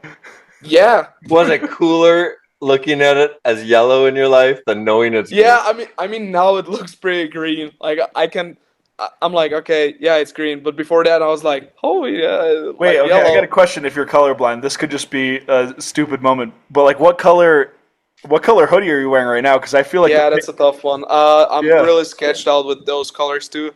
I think it's purple. I know it because it's my pro model. yeah, But if someone would ask me that, like I that cannot accent really. color. That accent color would be really similar if you're colorblind. Yeah, it's like super. I'm not fully colorblind. I just like some colors are just super close to each other. I feel like, and Yeah. blue, violet, pink, purple. Like I would just put them all in one category, kind of. That's so crazy. That's fucking that's hilarious though. That's a I'm just looking at the Monster logo in yellow in my head, and I'm like, yo, that's ill. I'm super kind yellow. of looks nice. Yeah. Holy shit. So that also is a good lesson for the younger guys. Because, like, anyone young showing up to a business meeting, especially with people way older than you, every young person's thinking, oh, I got to be perfect. I got to be perfect. No, you don't. Like, you're young. They expect you to say and do stupid shit. Just Yeah. nothing too stupid and too detrimental, Like, you can still be an idiot from time to time. Yeah. There was but for example, for these super important meetings, I would go there with my mom. Just I don't know, just she would always like look through my emails and just check whether it's like all chill and stuff, and especially when there were like contracts, and when we were working with Red Bull, then she got really like more involved because it was something more serious, and I just could not uh, handle it by myself at that time because I was in a boarding school and I was skiing at that time, and everything was just so stressful. So she kind of kept track of that. What do your mom and dad do for a living? They're millionaires, gamblers. No, just kidding. Gamblers. No, it would be epic. He's trolling. I love your answers, my friend. I love your fucking quick sarcasm in a foreign language. My mom is she does. I don't know if leasing says anything to you. Leasing, dealing with real estate. No, she deals with Scania trucks. I don't know. It's like a Swedish big brand for trucks, Okay. and she just like keeps track of people. Like if there's a brand, for example, let's say Capiche wants to buy a truck, but they don't have the money for it. She looks at their income and like the brand itself, if they can handle and like bring back the money, like if they can pay it back. She's like she's like a loan officer, yeah. Yeah, for like the whole world for those trucks. Sick. And what's your dad do? My dad was in Prague. He used to be an architect, and then in Austria, that's kind of hard to explain. It's something with architecture and glass, but that's maybe too tough to explain. That's a classic young man's answer right there. I don't know what my parents. And a little deeper question: Are your parents together? Yeah. Okay, wicked. Sick. Okay, that's cool. We actually did have a question about how much they supported your skiing, like, and how integral they've been to your career. So, like, they were driving you to comps, paying for skis, all that stuff when you were young. Yeah. Yeah, they really invested in me, but I don't think they ever had like hopes. They just invested in me because they love me as a son. But I don't think any like my mom or my dad had like the idea of me being right here where I'm right now. Like they So were they just invested doing it in your because education and opportunity that the school in a foreign country brought you. That, in a nutshell. again. They invested in your education and the opportunity which a school brought you in a foreign country. It wasn't Yeah. like we're going to send them to Austria to become a great skier. No, that was Okay. not the point. That's what a lot of people think, and it seems like it, but it was not the case. Like my parents definitely didn't see me as an investment for themselves later. Because in America It was- or North America, if you're sending someone to any kind of boarding school and they get the opportunity to ski, it's normally a ski academy, right? Yeah, And so that's kind of why it's viewed like that. But in Europe, you have a lot different opportunities than we do over here to participate in culture or lifestyle or education. And you can do Yeah. it. And so it's just, I was just interested because you get so many awesome opportunities where you can go to a boarding school for education, but then become something else. yeah, Because they let you go outside. Where in America, you're going to the ski academy to become a great skier. yeah. You know, and like if you don't, it's kind of a failure, but your parents spend $50,000 a year on you anyway. So you're going to go to a great university because they paid for it, and then they're going to pay for the university. Yeah. So Sick. So yeah. I have to take a pee break.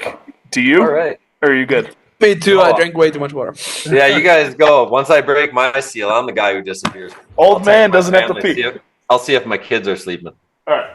So what'd you hurt yesterday? Like my knee a little bit, my wrist, and just a little my back. What'd you do? I tried to do like a switch pre-grab dub 7, and just slipped out on the grab.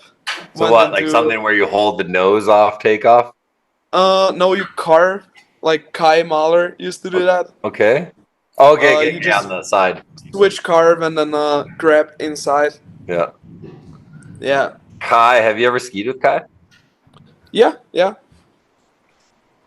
Is it what Like ride not for too now? not With K2? too much, but a little bit. What's up? He's on K2, right? Yeah.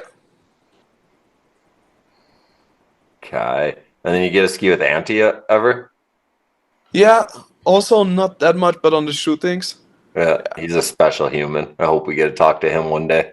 that would be fire. I think he listens to the podcast. I think he might have DM'd me that he listens. Nice. Let's jump back in. I got a question because I've seen a video of it before. Did any of the companies that sponsored you give you like a cool moment where they revealed that they were sponsoring you? Like I've seen a girl get like a Red Bull helmet at a dinner, something like that. Like did any of the companies do something like that? Yeah, like Red Bull did it, and because my mom was always dealing like with them, and I wasn't too much at that time with Red Bull anymore. I would just always hang out with them, go to the meeting, but I would never know too much. So she found out already that they are about to sign me, but I didn't know. And then when because Jasper gave me the helmet in Stelvio in 2020, so I did not know. So I was really surprised. I was like, what? Like, That's so awesome because yeah. it never made, as a person that like dealt with like the Red Bull element, I never comprehended how someone didn't know. Right? When I see Like, those a lot of- videos, I'm like, yo, that has to be set up. Like the agent had to negotiate some huge deal, and there's no way that the agent's not talking to the athlete. And so that's so fun that it actually was a surprise for you, because I never have believed it was a surprise. I always thought it was set up for cameras. It was in my case because I was so young. My mom would deal with it, would know what I would want, and then holy shit, sorry. And then so yeah, it was a big surprise, and they all handled that. And usually, if you're new to Red Bull, you get the same contract. So there was nothing to like. So there's like just an Get better. intro contract that everybody gets regardless. Of, okay. Or usually in Austria, at least. Yeah, I think that is an Austria thing. Yeah. Is it a big contract? Nah, it's a chill contract. Is it a contract where you, as if you were an adult, you could live in Austria? No. So it's just one piece of the puzzle, yeah. Yeah, Right. it's just like we about to start to work. I'm sorry, wait. Yeah, it's just like and all that Red Bull stuff. It's also super based on the relationship. So they just want to talk to you to make sure they're having good relationship with you, and that's how everything else is like based on it. So the contract might not be enormous big, but you get all these other opportunities. For example, going to the APC, which is like a center. If you get really bodied, they just cover all the health costs for you, and it's like the best medical center you could even ask for. Like if I'm sitting there with the dog and he's like, yeah, I don't know how you feeling. I don't know, my hand kind of hurts, and he's like, yeah, I don't know what to do with that. You want an MRI? And I'm like, yeah, let's do it. Then it's like 2 hours, and I can go to an MRI, and they will cover it. And that's the dopest thing I'll say about Red Bull. Like, even in North America, man, like, it's so crazy. If you have a good relationship with this company, what they do outside of your salary will be 1 billion times more. Like, opportunity, people you get to work with. Like, still Tanner talks about like all the like personal trainers he got, like the mental coaches he got to work with. Yeah. You know, like just so much shit where they want you to succeed. Yeah. So it's like, I don't know, it's a special company from what I've seen, like if you do it the right way with them. It is, and it's like different from other companies because it's not it's not a sponsorship too much. They don't like to call it a sponsorship, at least in Austria. Yeah. They just want it to be a relationship, paying Yeah. a relationship. You know, yeah. That's cool though, because that That's how it means is. when if it's a relationship, that means that they expect something from you too. You know, like sponsorship, it's like, oh, I don't need to. Like Iberg, you were saying this last episode. Oh, I don't need to talk to them all the time. I don't need, I just have to do whatever I'm contractually obligated. It seems like with Red Bull, it's like, nah, like you're you're part of the family. Like we're working. Yeah, it is. Yeah, Yeah, that's sick. that's how it is. Yeah. That's really sick. Cool. I mean, so where do we go from here? What was like? I mean, but also you're like the first person where COVID hit in your life development. Like you weren't an adult when COVID hit. So you said No. You said don't you got even understand sponsored? how different life was before 2020 in this 16. world. Yeah, I so you know. were 16. It's a whole different world before 2020. You Yeah. only know adult life after 2020. So I mean, you're talking about sponsorships and stuff working out, and I mean, COVID's such an annoying topic, but like you were 16, so that's like the middle of your development. So like, how did that play a role in everything? So I got before COVID hit exactly those dates when the lockdown started. I hit my head like super hard. Like I backslapped into a kicker going switch With a helmet or no helmet? with a helmet, Okay. but like it was the hard. I You didn't. went into a kicker switch and you caught an edge and you hit your head on the kicker? Yeah, Okay. That's fast. and then that was like that was a really bad crash, but I didn't black out. But it was a really bad concussion. I would ask my friends all the time because it was close to my birthday, and I would always ask my friends like in the car going back to the hospital, like, yo, like, am I already 17? Like, what's 6? 15, 16, 16, like, did I already turn 16? They were like, yeah, like, your birthday was yesterday, and would always take, like, a piss out of me. And so that was a tough concussion. And I was in the hospital when I found out that I don't have to go to school. So I was like, oh, yeah, let's go. And then, You don't have to go to school Yeah. because of COVID? yeah. Oh, wow. So, Yeah. so it was like right at the same time. It was like, right when it hit. So March, yeah. It was March either the 12th or the 17th. I'm not 100% sure. It was Yeah. around that right? It hit different places, different times in the world, Yeah. different days. Yeah. All right, so you were in the hospital for that. And then, what did the rest of your... You got kind of lucky, even though a concussion is really shitty. But, like, you were probably sidelined for a while for skiing with that concussion, right? Yeah, so there was no skiing afterwards, so I was like, okay, yeah, that's very mellow. It's like the best time ever to get a concussion. Okay. Yeah. I have a quick question. Now the Just- whole just world a is shut down. tangent on this one quick. How many concussions have you had in your career? Like big ones. Let's do both. Say big and small. I couldn't count the small ones. I like the ones I know about, the ones because I'm really paranoid about concussions. It Me really too. freaks That's me why I out. want to bring it up because I've It, had a like lot of. like this is the topic that I really hate because, for example, when I crashed yesterday, I'm always like, I hope I don't have a concussion, but I can't. Like, you cannot tell. I feel like I can get so paranoid into everything. Like, I could make up the feeling of me feeling sick, although I'm not even sick, just feeling like I crashed. Here's my secret to that because we had to go through it every day with everyone for a decade. You need to have someone in the crew that can give you all your tests. So the second you hit and they go through and you know what level of concussion they're at. Yeah. And if you got a guy in your crew like that, then you know what the next step is. You know, because we had to just survive. Everyone like had like 10, 15 concussions. I mean, I had 6 concussions by the time I was 16 from skiing. You know, and so it's just kind of normal. And that's just doing daffies off of... Yeah, that's doing daffies. Okay? And so when you look at it, and then we've lost like Sarah Burke to head injuries and stuff like in our sport.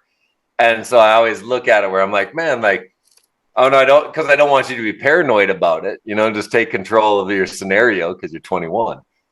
And if you can lose the paranoia, you know, and you have all the skill sets. But so how many do you think you got?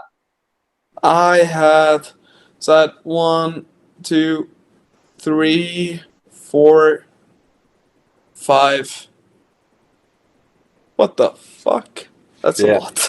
It is. So I think it's something that it's nice because we've done 20 of these shows so far, and I haven't got into it with anyone deeply yet. But I think it's a super important part because I've lost some friends from it. And so I'm going to tell you too, like, just to, you know, like it's an awareness thing.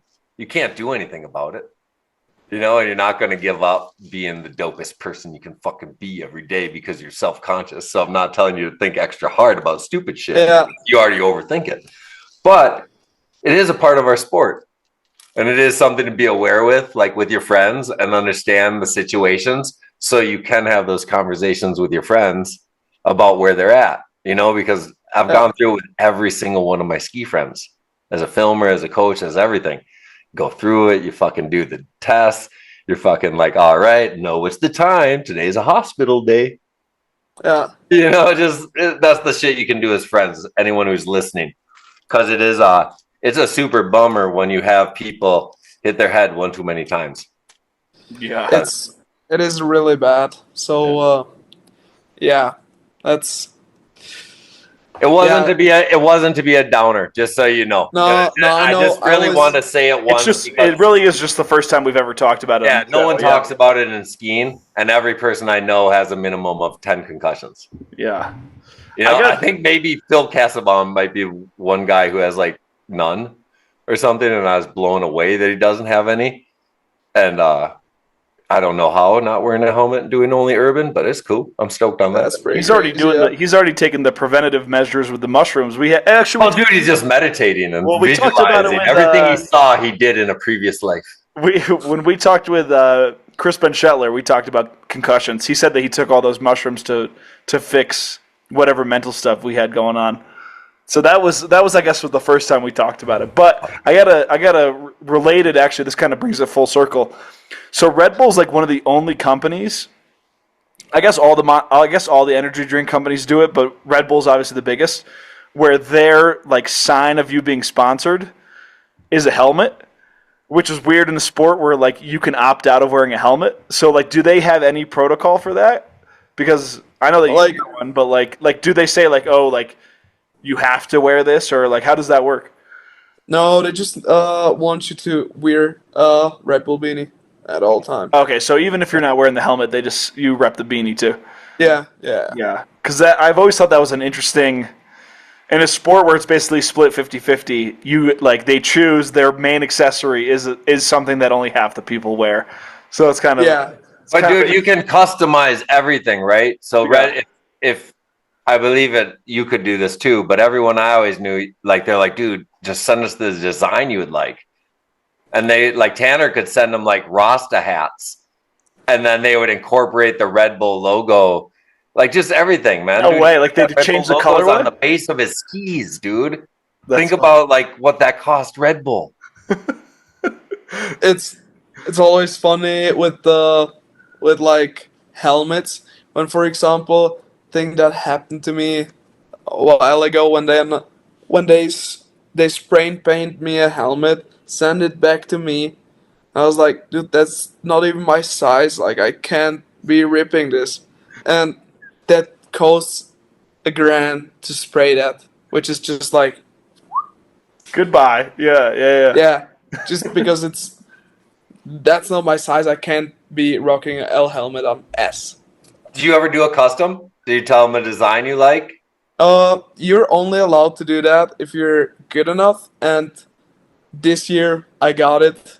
So you're good enough. I did a design. I got a design on it. Congratulations. It's like it's tiny, but I think it's cool. It's like Wait, you're a size S helmet? Yeah, S. Yeah, pretty sure I'm S. Yeah. That's wicked. I got a big fat head, so we would not fit in the same helmet. When was no Red Bull helmet for you? Yeah, no Red Bull helmet for me. Definitely in either regard, small or skill wise. But so you're injured during 2020, which is perfect timing, even though it's unfortunate to be injured. When was your first X Games? My first X Games was in. My first X Games was in 2021. Okay, so the next year. So wait, no, 2022, 100%. So how quick were you back on skis after your really bad concussion? I don't know. You couldn't ski that season anymore. So yeah, true. So it didn't even matter. Think, I might have been. Oh yeah, that was 2020. So after that, I went to the faction shooting. Yeah. While everything was still shut down, you guys did like a faction shoot backcountry or something? Not anymore at that time, I think. Mm. It's like Susvio was open for some reason. Was that your first faction shoot, or was it? Yeah. So that must have been like a dream come true. Yeah, it was crazy. That was insane. But it was not everyone was there because it was like a big shooting for like 20 days, maybe even 18, 20 days. So I didn't get to meet A-Hall, which I was super stoked on. Like it was like, A-Hall is going there. Like, because that was like the year he just won everything, right? Yeah, I think so. Yeah. That was like peak A-Hall. Yeah, like that was when he was blowing the fuck up. Yeah. Yeah, and so I left before he got there, so that was a little bummer. But I got to meet Ante I'm pretty sure for the first time, but I just did not talk to him at all too much. I was just way too afraid. That's so sick. So what was your breakthrough moment in your head? Because to me, like I only, as a fan, all of a sudden you just like came on in the last like 2 years, I'd say, from my social media feed. And like I saw your name, but where all of a sudden I was like, holy shit, what are these landings? Holy shit, who is this with the comments? Yeah, like you can't ignore it anymore. Yeah. So you came on super strong 2 years ago to me as a fan of the sport, but when did you feel like you're like, yo, I fucking dominated. This was my shit. I won this. I put this out. Or what was it to you? Or to your community where you felt like the community like said you're the shit?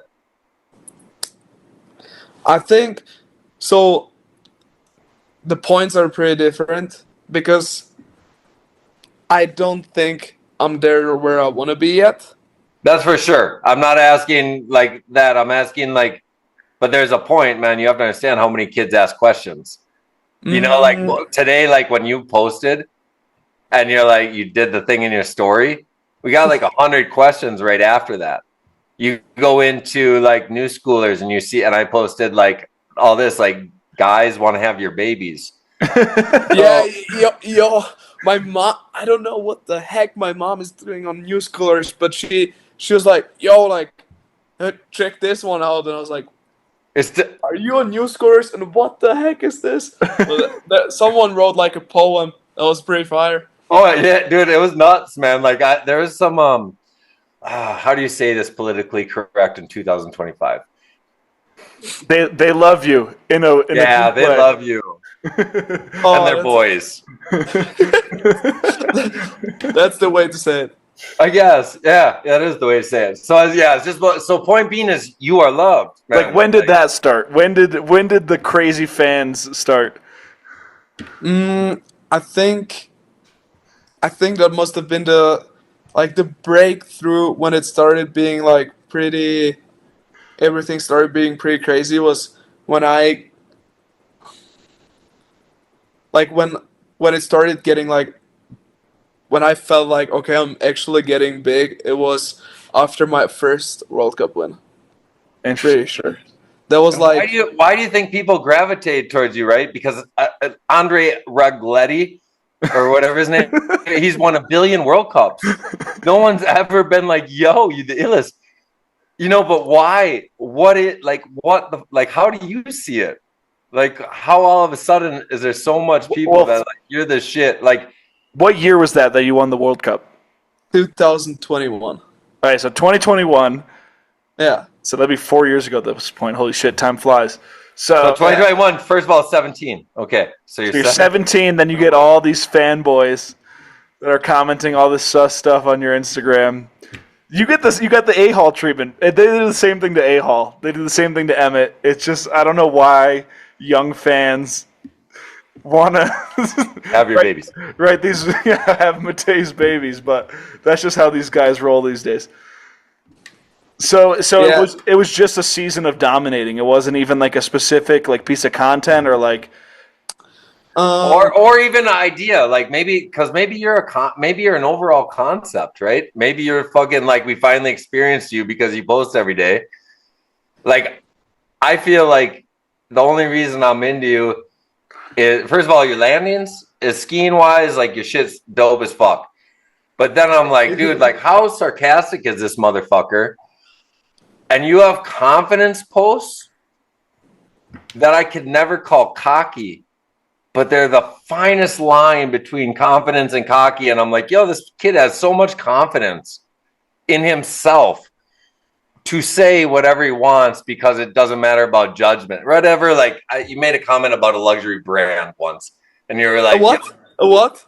A luxury brand like Gucci, Louis Vuitton, I don't know. BMW maybe? Yeah, BMW something, and you're like, yo, I sponsor Audi, me. I can't remember what it was. Oh, yeah, that was, yeah. So when I see this, people like me and Tanner are like, yo, they should sponsor him. You know, so this is our first opinion as old head. We think you're ill enough, but you're the only one confident enough to be like, yo, I'm this ill. Why don't you fucking come and get like, so it's very interesting to see. So I'm curious because you had to have seen it all of a sudden, a mass amount of DMs, a mass amount of likes, a mass amount of fan followers. Or was it a slow trajectory now over the last 3 years?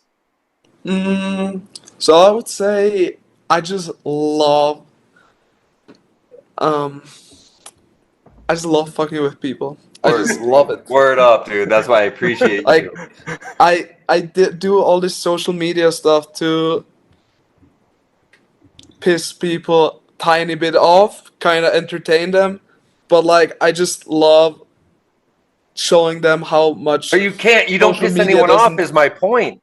You have Yeah, this fine line that you walk of I'm trying sarcasm. to not like to cross it.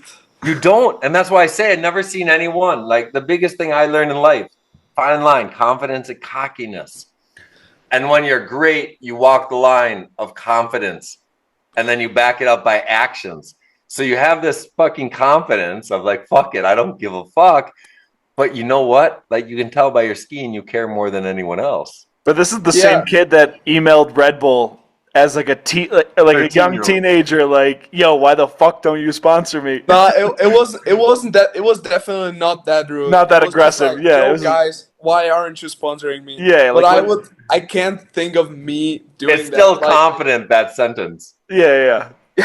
It's all the same. It's all the same thing. You're like it's just the same thing you were doing as a teenager, but evolved. You know. For us to entertain. So coming back to the Prada Louis thing you were saying, so there was a pro model, or there was a model with Prada and Faction, Yep.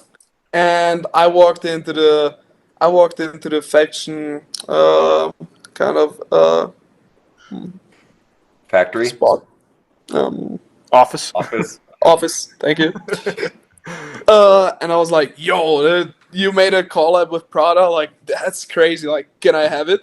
And they were like, like, I don't know, like maybe if you do something big, you can have it one day. And then this year, early season, I was like, I stepped in there again, and I was like, "Yo, so what's up with the ski? You still don't have plans with it?" Which was like 1 or 2 years later, and they were like, whatever, just take the ski. And the reason why I wanna ski the ski is just like it's a joke. That ski cost $3,000. $3,000 for a ski. That ski is exactly the same as the Faction Prodigy 1. And the way you can ski it in the park, wreck it, fucking destroy the edges on a 3K ski, it's just a showing off that it's a fucking joke. But it's And the whole that's thing. what You've I'm seen trying. Prada in the last year, especially you as a Red Bull guy. Like you've seen 2 years, 3 years. They had that Japanese guy set the world record in Nordic jumping, distance jumping. Oh yeah, I saw So, that. and then there's a snowboarder that did some record too. So the whole thing, I was blown away when Faction had it. And it was funny because they didn't think about how to do something beyond like a world record, right? Or something like that. So it was really fun, like to see you come out because you were the first person. It was like watching a gangster rapper or something fucking come out with a luxury brand and be like, yo, fuck it. I'm going to wear this in the club. Where anyone else that would buy that fucking luxury brand would not want to spill on it. You didn't give a fuck if you spilled on it. So the thug element that we got to watch as old heads was so fucking ill. We're like, what, Prada in the park, man? Not doing a Red Bull world record? Hell yeah. So that was fun for your kid. Like you won more than Faction did in the deal. Like, you know, like straight up, because it was like the first time where I saw something where I was stoked in twin tip skiing on a luxury brand representing. But man, Prada owes you a paycheck. Yeah, maybe one more email. Dude, that you just send them a clip and just be like, I think it's worth some money. When did or I will take this down if you don't send me a thick check. Why not, man? Like that shit costs money. The camera costs money. The time that you went to the location costs money. Dude, we're a luxury sport, dude. You don't market luxury shit for free. I almost died while I flipped twice. Shit, dude. My time and money and crew that did it, dude, is worth $1 billion. That's how much it worth. Send the email. Exactly. I'm gonna combine it with some ChatGPT skills, and here we go. Why not, dude? It seems to work in the past. Nah, I'm stoked on Capiche.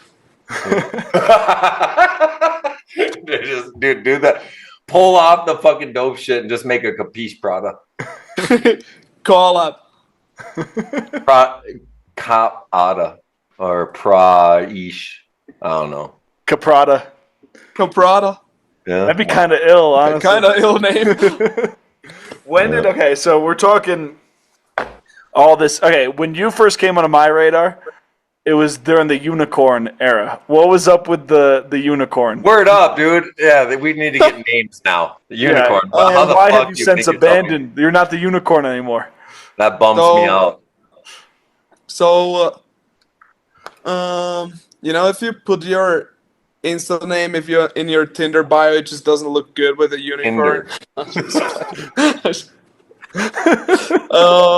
So I got this name when I first got Instagram, and my mom really did not want me to have Instagram. She's like, "You're gonna get cyber mobbing, and you're gonna get cyberbullying.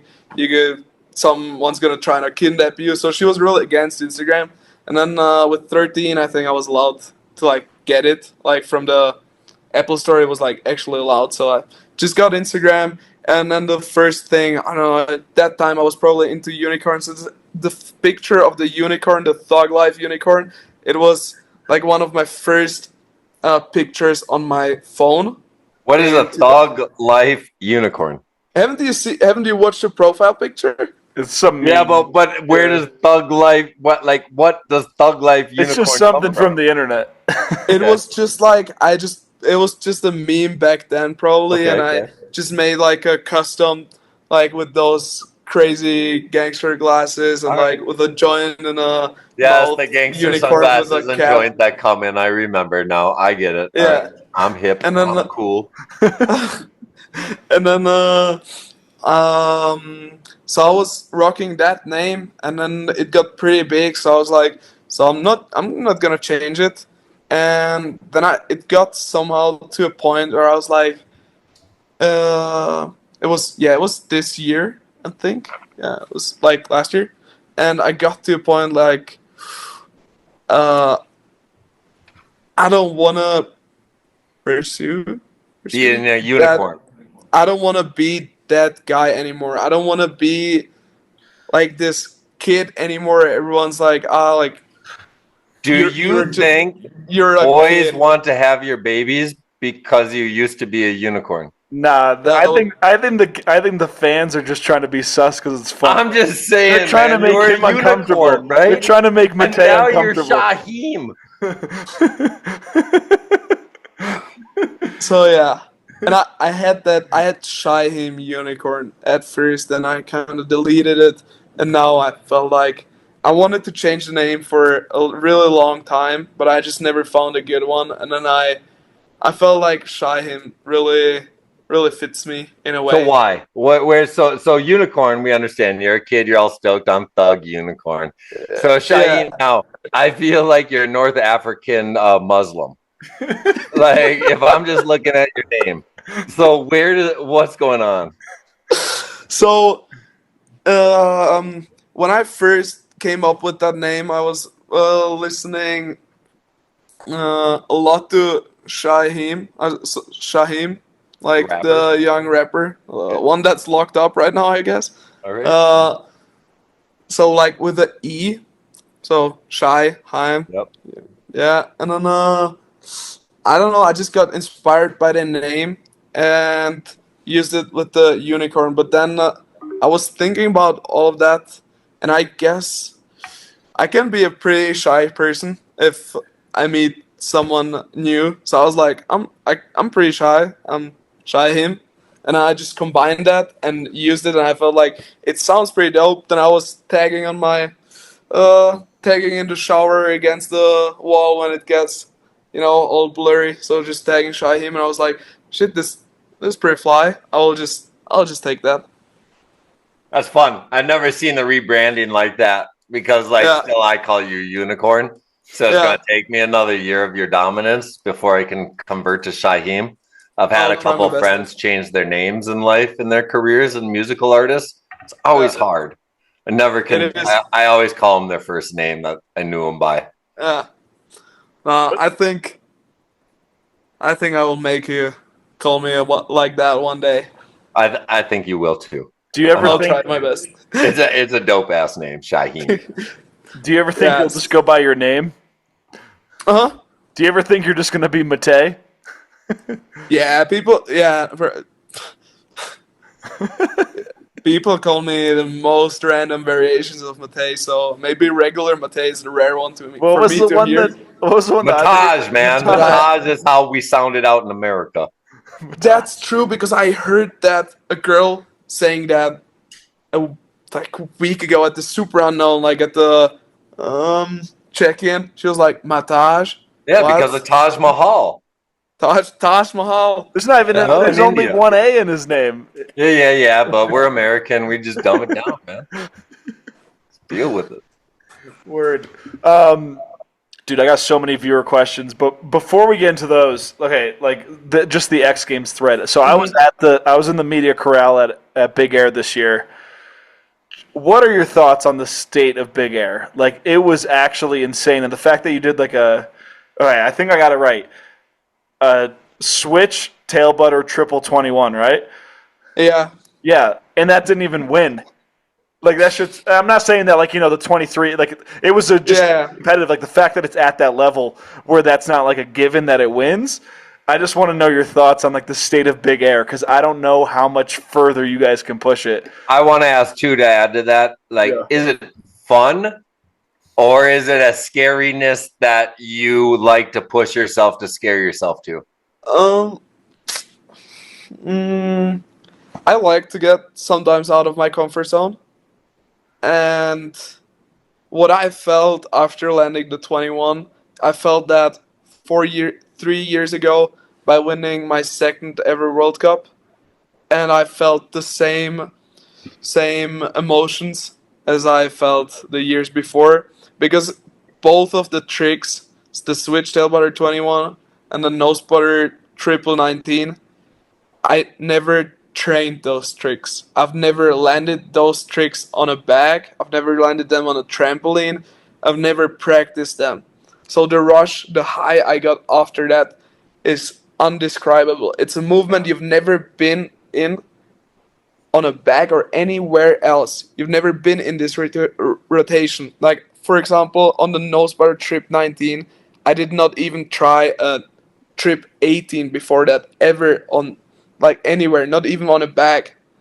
I'm kind of scared of bags. And so that was like the craziest high I've ever got. So that's kind of the sick part about it. So I got to ask you this, like, since you just told me you did two tricks that you never did in your life, did you go in visualizing this? A lot. Okay, because Yeah, like here's why the only reason I can relate this, so like with Henrik, right? In 2013 when he did nose butter triple and won, he went from Ohio in the United States of America, and he never did a nose butter triple. You know, like, and he never did this, and then he went and did that, got that high, and then went back to Michigan to ski.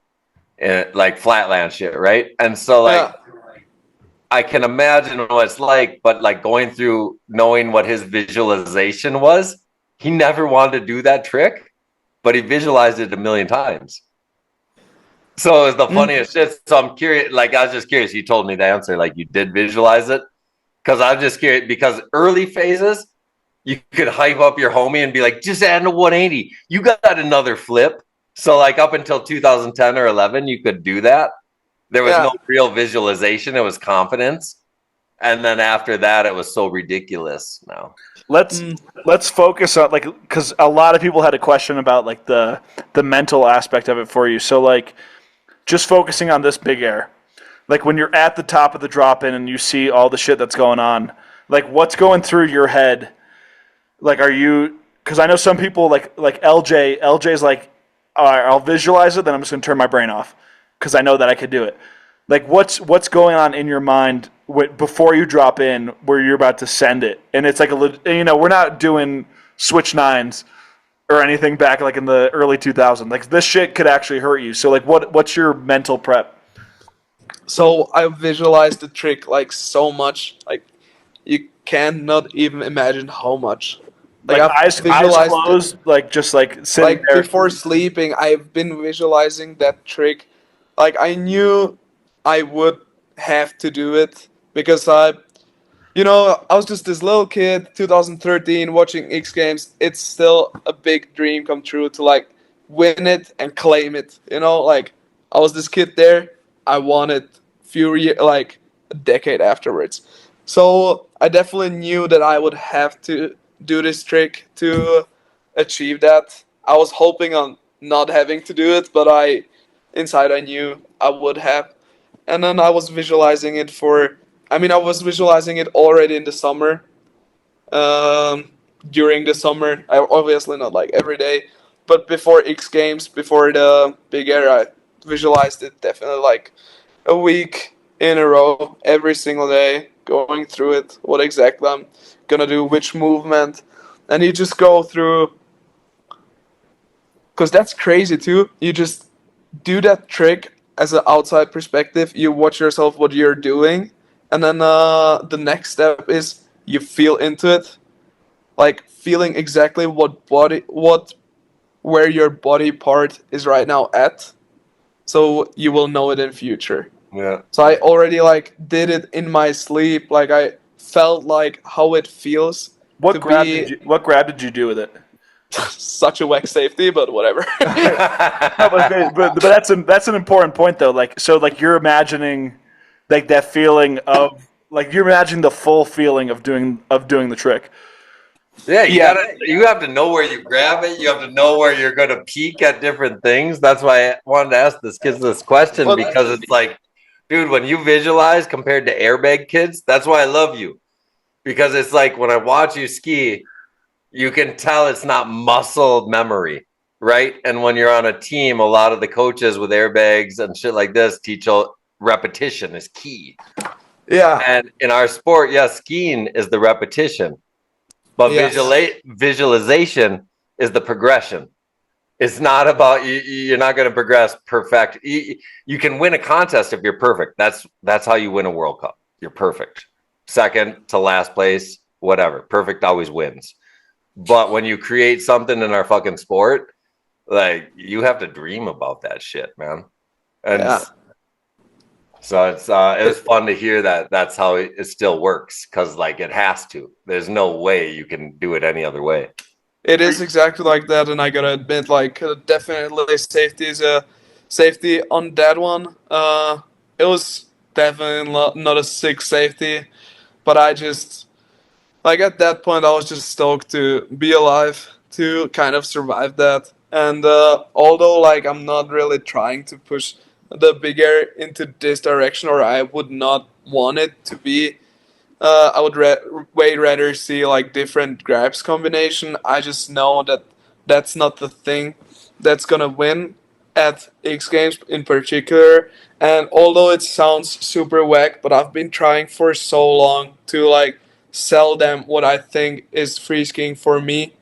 And this contest in particular is just like where I just go and kind of like I fucking sell myself. Like I'm not gonna do a trick that I think is the dopest because I've done it so many times and I got so fucked all over and over. And I trained two tricks. It took me like 1 or 2 years to land that trick, and I did it in a contest and got fucking fourth after such a yeah. So I just in this season especially I just had enough. I just saw for myself that this is fucked. I cannot apparently change it. Tried my best, but it's just not gonna work out. I will try and change the industry from filming wise, and I just yeah, I know it's No, whack, but I contest is give a up. formula, man. It's a formula. Like Yeah. you're in World Cup, you watch that Andre guy, man, big up him. Like this dude understands it. He understands this idea that he has to win qualifier because he knows it's going to be windy on finals day. He understands that like he has to do X, Y, and Z on finals day every time. I am the biggest fan if I was a coach and I wanted to say he's my skier. Like he does Yeah. the right things. And so it's two different mentalities. And so that's why you're so fun to watch, because you're able to figure out that mentality, what people want from you to get a score. And then you go and just give us what we want as fans. That's just what I learned from kind of watching A-Hole. I was just at some point. I was just last year. I just got so.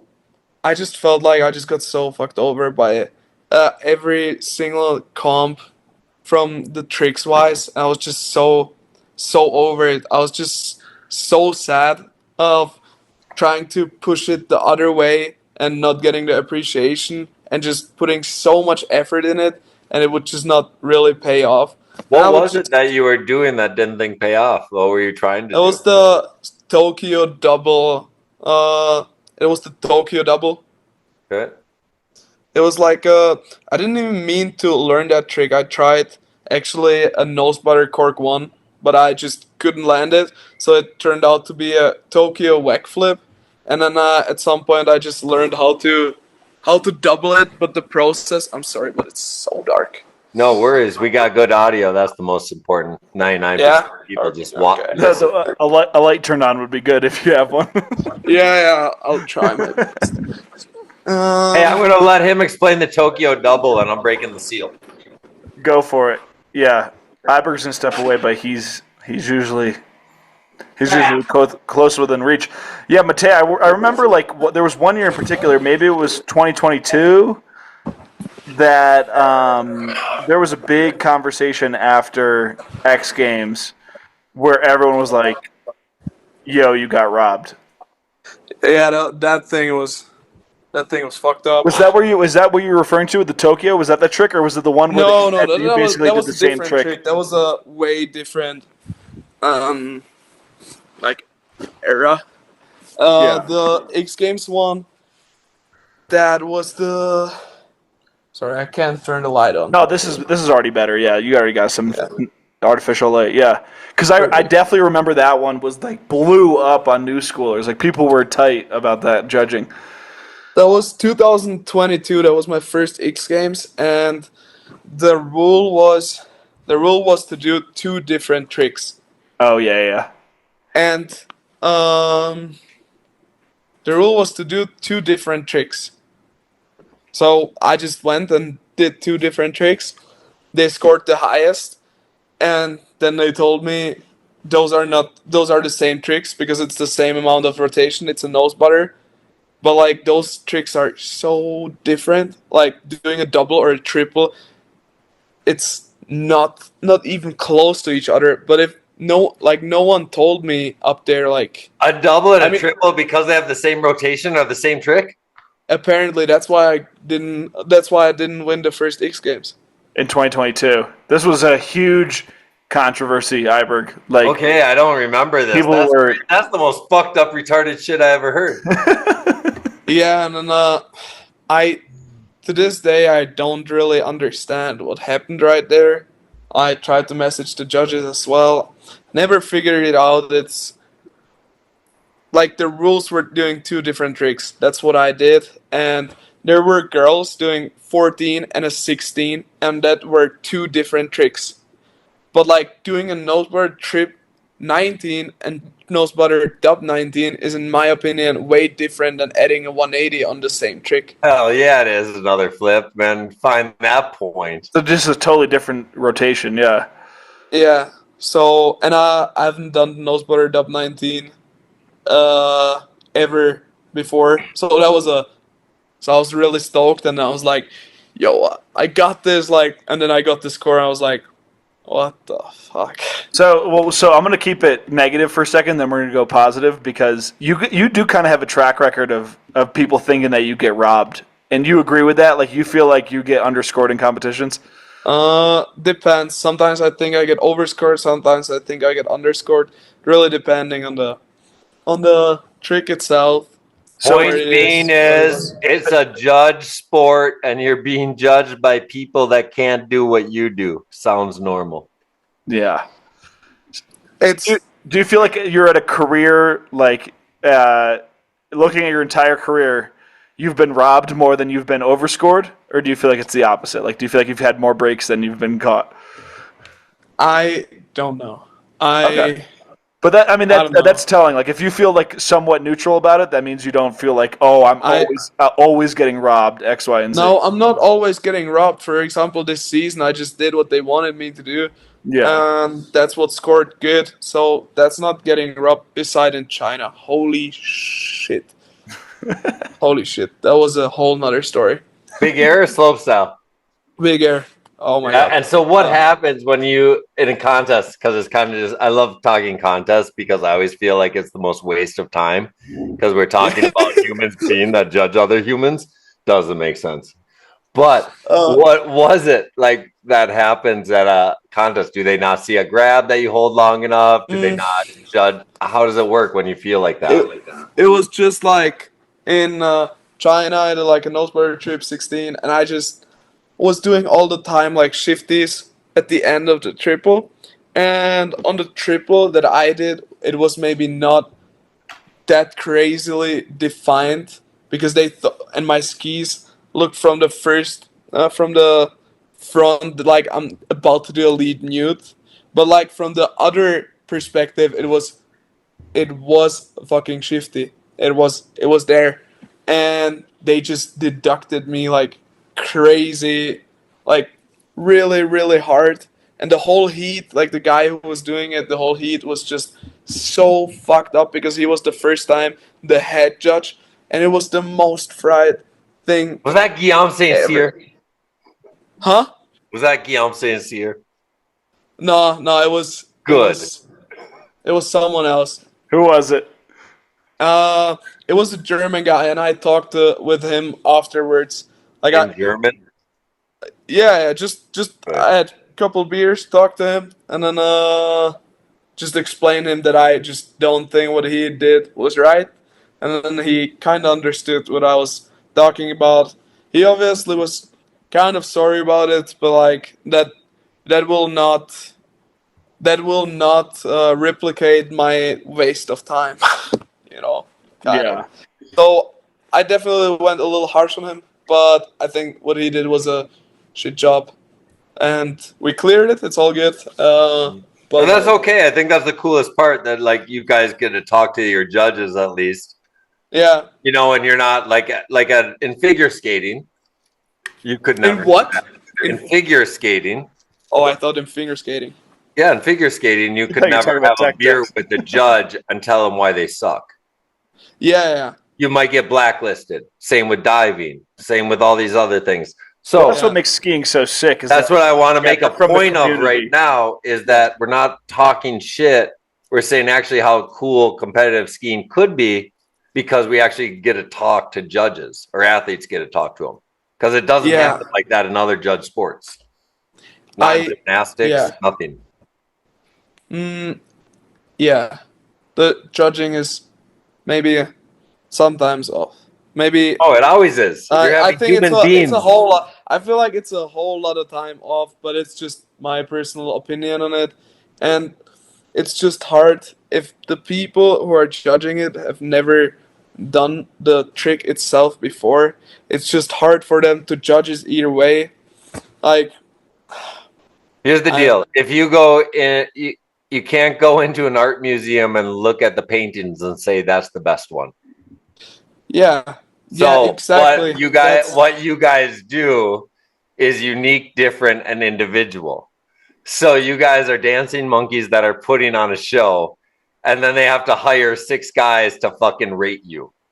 Yeah. You know, it's a very weird and different element, you know, that like is a fun part of our sport that gives opportunity of travel, friendships, like you just said earlier, like you meet the Italian team and whatever. But when said and done, the competition element to define you as who you are, I don't even know your contest fucking life. I didn't know you won X Games 2022 until right now. I didn't. He didn't. He got robbed. Okay, I don't. But point being is, I don't know your contest fucking victory schedule. I know what you do as a skier. I know nothing about your results. Yeah, I mean it. basically does not matter. Yeah. Like, it's like the whole thing. For example, this season I was hustling the comps because I just wanted to prove it kind of to myself. Just prove it to myself that I could do it. And then a guy on the internet just pissed me the fuck off. So I was Hey, like, is this the all guy right. you're getting in a ring with? A lot of people said, "Are you going to fight with?" Is it Caleb or is it the other guy? Nah, like he didn't piss me that hard. He Who's just said, Wait, who is Caleb? Caleb's the Everyone Caleb asked you that if we, you're.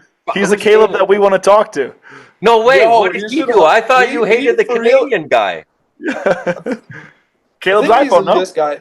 No, the guy from the guy who does like NORAMs in a World Cup in Canada, who's a fighter, Bruce called you out Olin. on your quad.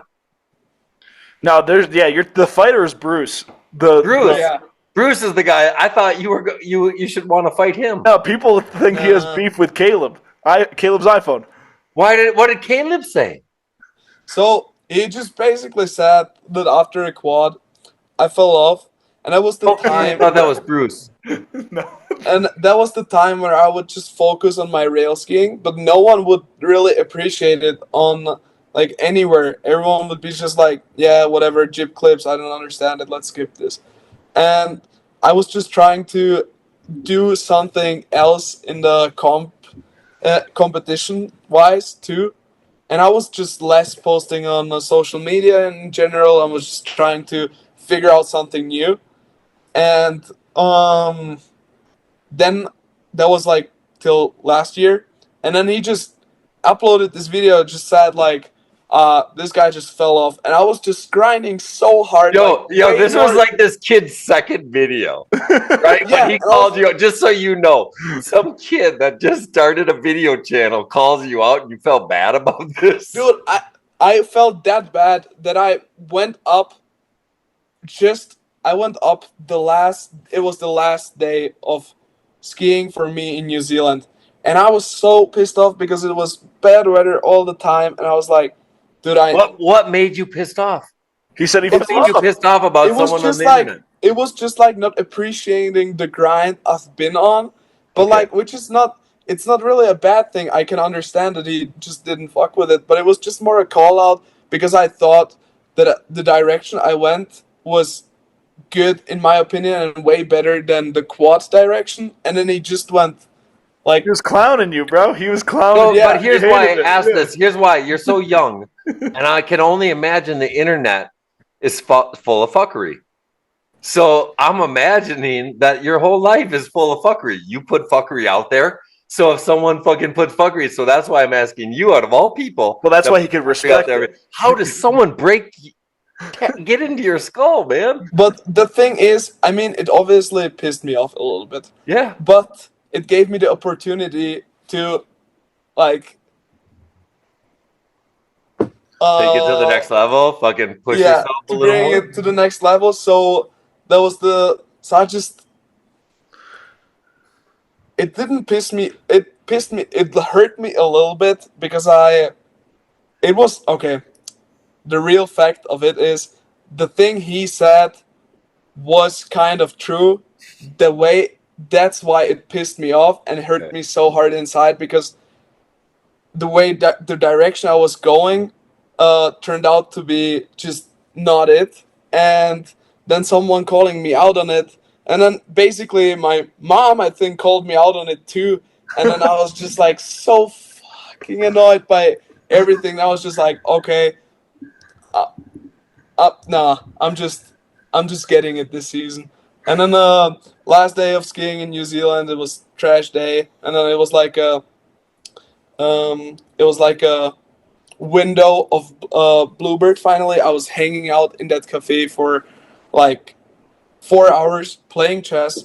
I had 2 or 3 coffees, and then I saw this window outside like being finally like doable. So I went up there, and I was sessioning. No one was out there. I was sessioning the big jump just by myself, and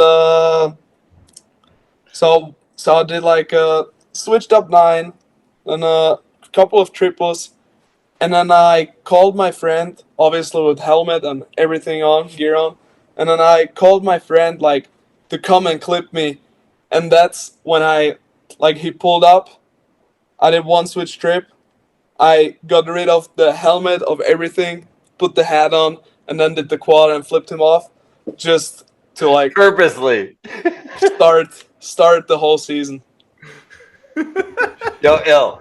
Because like I watched that, like I saw the Caleb comments and I didn't understand. I'm like, is that iPhone kid?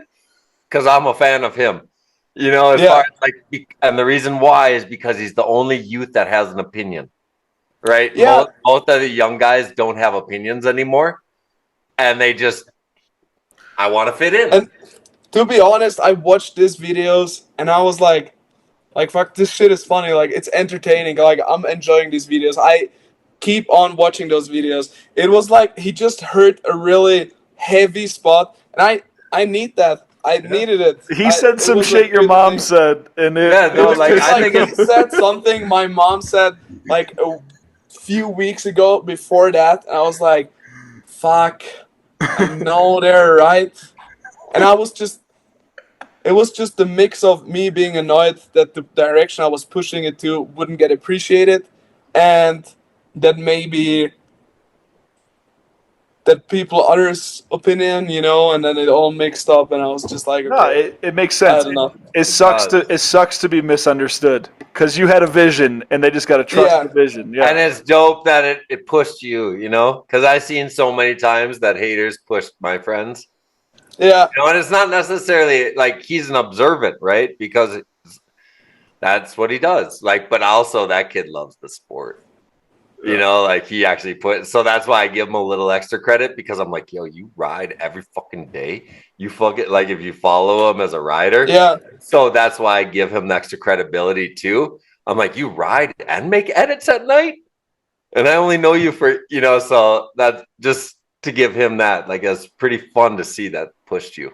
For sure. It to cut it short, he just said something that my mom just said, and I was just misunderstood for my vision, and I was just trying to focus on the rails mainly, and people would just not appreciate it. So when you And- uploaded that, and you got your satisfaction with flipping off the camera and Yeah, I felt like posting a big boy. yeah, I just want. Yeah, big boy. So what was the reaction? Because I guess I remember it, and everyone's like, "What? He flicked off the camera. That was at that guy." Like, what was your reaction? Like, what did you feel? Like, were you like, "Fuck yeah, I got him," or like, like how's it work, man? It was 21, whatever you were. Yeah, it was I posted it on the day when I won a World Cup again after such a long time. And so I posted that on that night. Dope. So I wasn't really paying too much attention to all the comments and stuff. Like I just threw it But out you there. directed a shot, man. Like you lined it up, and you fucking shot. I mean the whole, like, there was more behind it. I was supposed to drop the faction edit, the faction pro model edit, and I wanted it to drop with that intro, Okay. which I did, but I couldn't wait for so long till they drop it, because they told me not to drop it yet because it was their shots. So I had to wait a bunch of time. So I just dropped that video, which was kind of the teaser for my pro model edit as well. So it like had two purposes. Dope. So yeah. So you were stoked on the outcome of your shot fired? Yeah, I was pretty stoked. Nice. Pretty stoked. And it's, how the name of the song is called? Well, Sad But True. yeah. And the whole And it's edit just is so called ill. that song. It's just why I appreciate you. It's like it's fuckery, It's like it's you understand that this is all fun. Yeah. You know what I mean? Like you can see it that you understand that this is fun. It's just So Yeah, fun. I don't know. What do you got, Ethan? I There's got to be have good questions. I have so many viewer questions, and it would be awesome to rapid fire some of these, and we Yeah. could go deep on some of the ones you want to. Let's get some people asking questions, okay? Victor asks, "What's the worst trick?" What's the worst trick? Just straight up, what's the worst trick? What's the worst trick? Like you see it and you're like, "Fuck that trick." Whether because it's too easy or Got to because be something that's on repetition in every contest. yeah.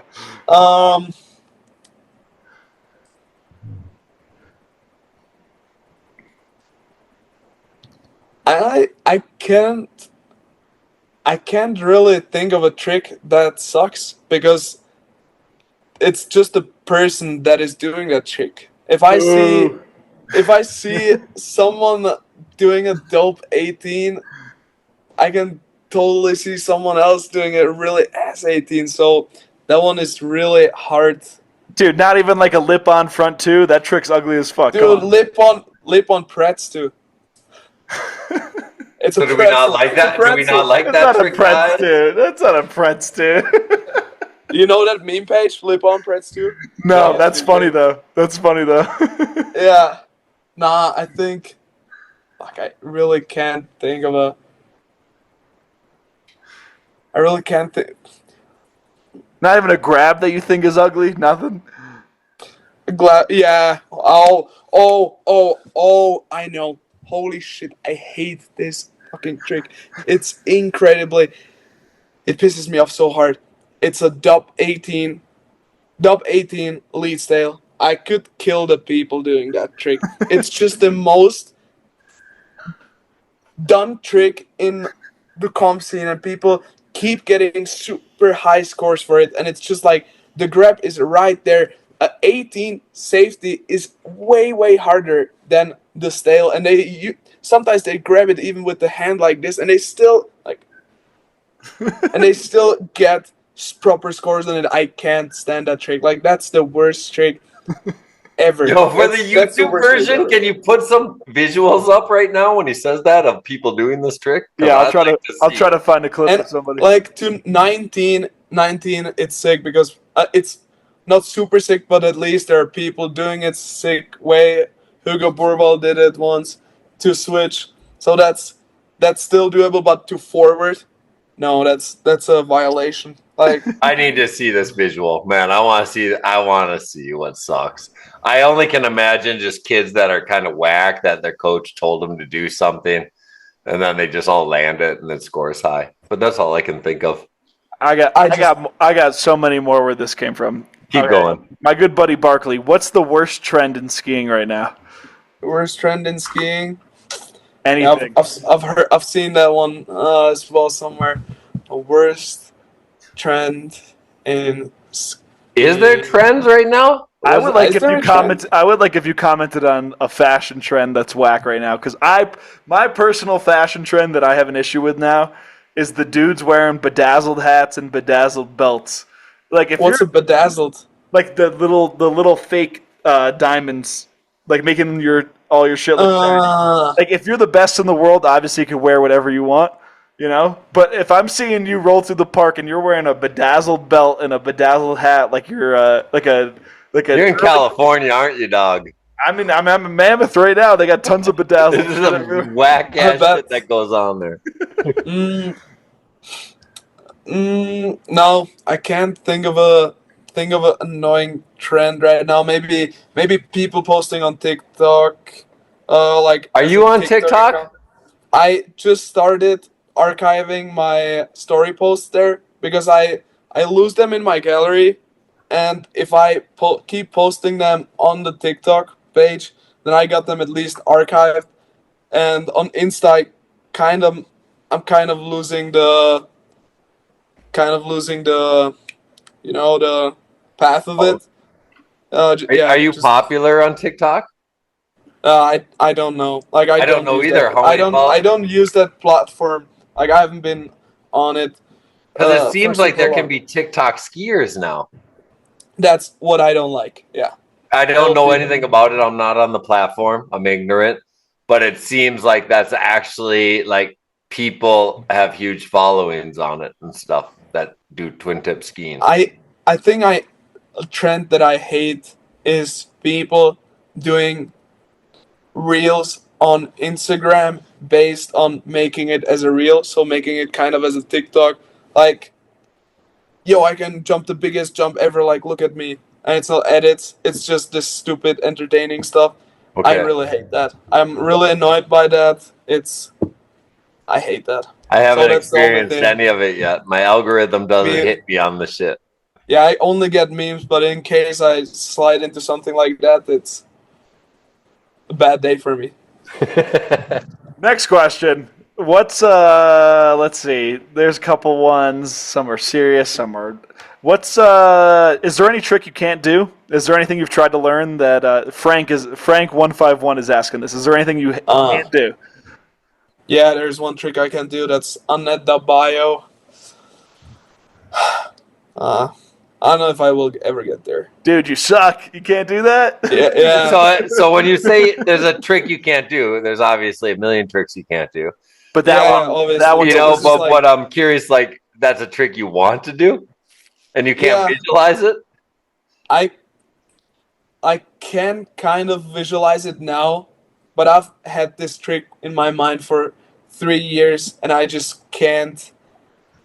Like, even if I would hit the airbag, I'm still scared to even try it because I can't really imagine the outcome of it. Does anyone in the world do this trick? Yeah. Okay, so you've seen visuals that you can hit stop, rewind, slow motion, and you still can't figure it out? But it's just like... What is it that makes it hard? I don't know. It's just my right side bios are not that much on point. Like, if I have to do it, I'll do it, but they're not on point. So that might be the case. What about triple Daffy? I think Iberg might have you on that one. Yeah, I think I don't have that one. I think you got me. But I have a feeling you could train it and be okay in a day or two. Yeah, I gotta show you the clip. It's pretty badass clip, honestly. What's your favorite trick you've done that wasn't in a competition? My favorite trick. And that's from car salesman hater. Fire name. That's fire name. Whoa, let me think for a second.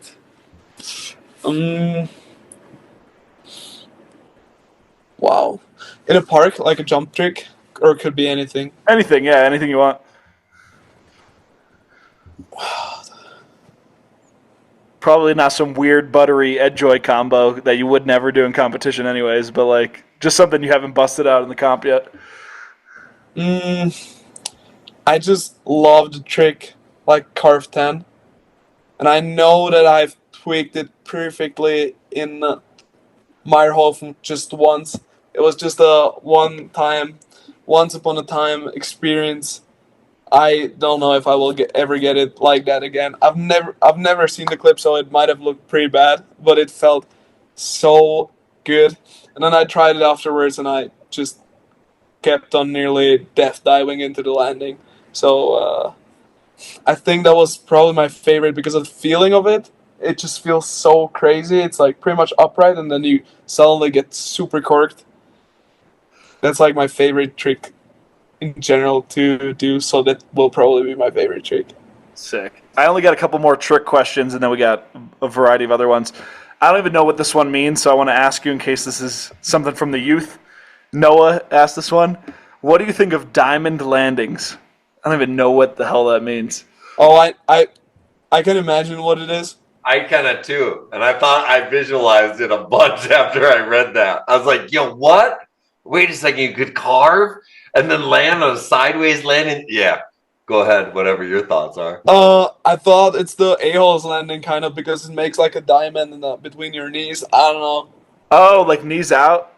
Yeah, I don't know. I'm not sure if that's I was totally thinking a landing carved where you had a straight downhill landing on a kicker and then two like 45 degrees, and then you could carve or do different edge sets and then land at different trajectories rather than straight on. And I was like, yo, that's ill. I want to build it. That's definitely so. That's a pretty fun that sounds like a sick feature too. Yeah, that's definitely some fucking technical thing that's beyond me and Iberg's knowledge of what a diamond landing is. Not I could make that shit. That's like halfway in between 9 nights or whatever it's called now. It's not even that You big. got it. All right, Alex asked, "What's your dream trick?" My dream trick? Yeah, something that you haven't gotten yet. Which is weird because I feel like most guys need a feature to have a dream trick on, but Yeah. I like basically what I wanted to do on jumps of like my dream tricks. I've probably tried them already, and they You want to do a turn quint? out. That's the next. That's the next question, Bobby. Yeah, 5 Mama, flips. yeah, there's like a ton of. What's the thoughts on the quintuple? If I would ever do it, it would be just for the joke. But why not do the joke? Because here's the deal. I've been thinking about this since 2001 with an aerialist, right? Since before you were born. We built the perfect jump because there was a guy who did inverted aerials, full backflips, and he would do it on a normal triple kicker on an inverted aerials. Yeah. So he works for NASA now, and so he's an engineer and all this shit. So we built a jump with the trajectory proper for 4 up, 1 down, as far as flips and a step up, and we figured it out on a fucking computer with a NASA guy in 2002. So I'm looking at it. I'm just like, yo, how do people not do 5? Because it's all about eliminating the false air, because the false air, the down trajectory on takeoff. And so I always wondered, because I saw 4 come around so dope when, who was the first guy? Was it Wells that did the first? Yeah. So when I saw him do it, I was like, yo, you on point, man. 3 up, 1 down.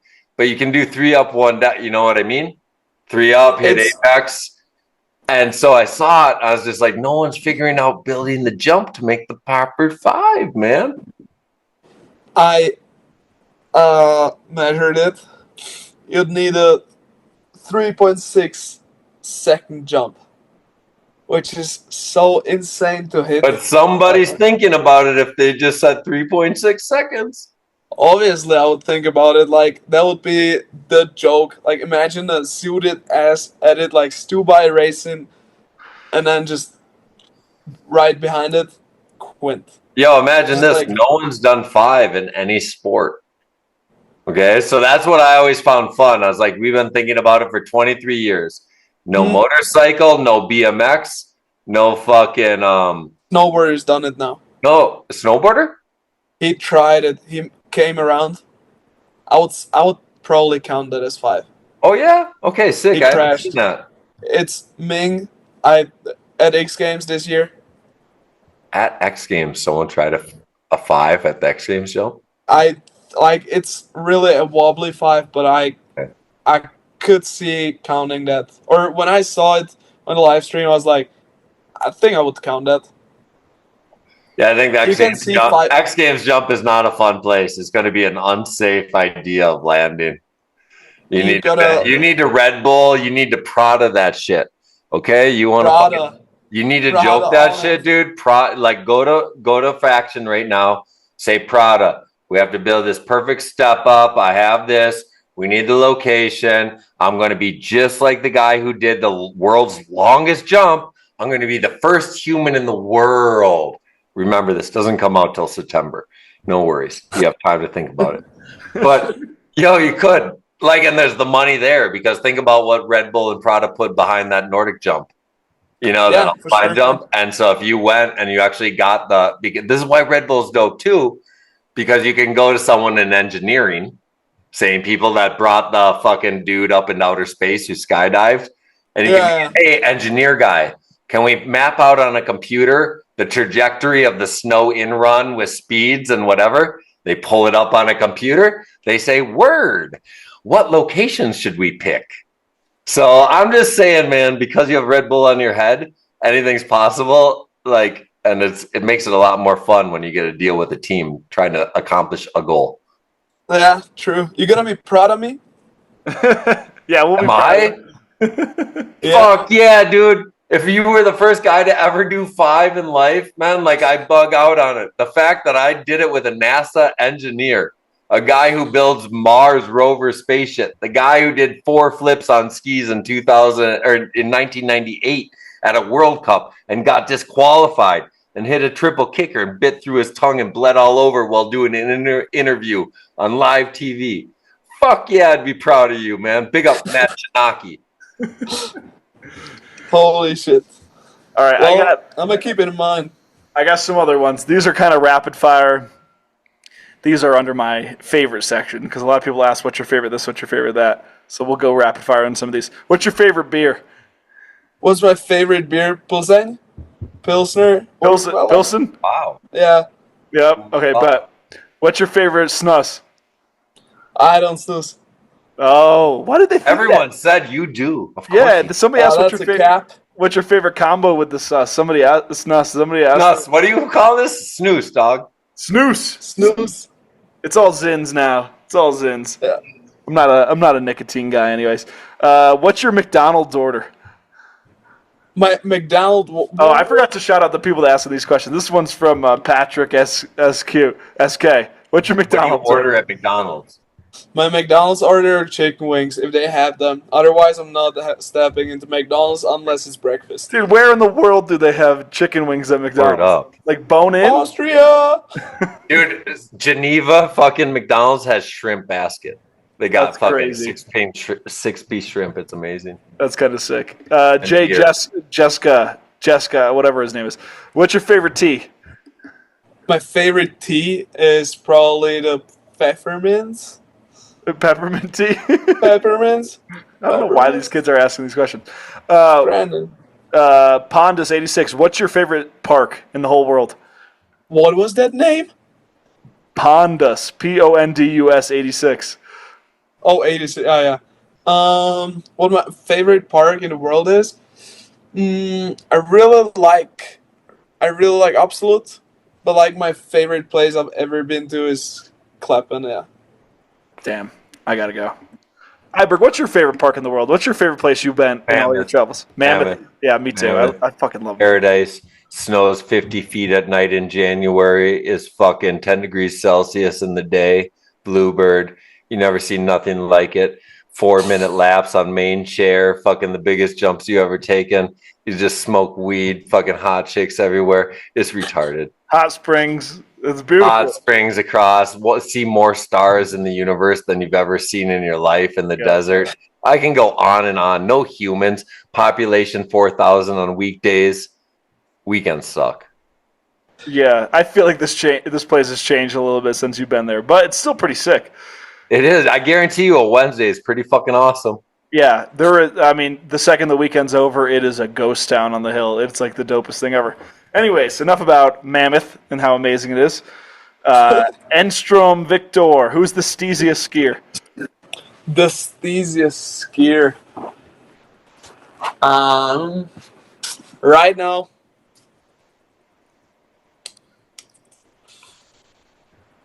Ooh, this one's a stumper. Yeah, I was only hoping for one answer here. I really fuck with Mikkel. Mikkel BK? Yeah. I'd like to have him on the show, Iberg. He's dope as fuck. I've seen his name pop up a lot in life. Yeah. It's just mentioned by this guy. He's dope. Okay, Barkley, my buddy. He asked, what's your favorite segment of all time? My favorite segment of all time. Fuck, I really, really enjoyed the park shoot in Deshna from Faction Guys. From A-Hole doing the first cork one. Is that a movie or something, or what's the title? It's actually in the movie. Yeah, this is home, but I usually just skip to that part because it's my favorite one. And the street skiing is pretty dang good in that one too. Sick. Kevin Perrin, KP, poles or no poles? I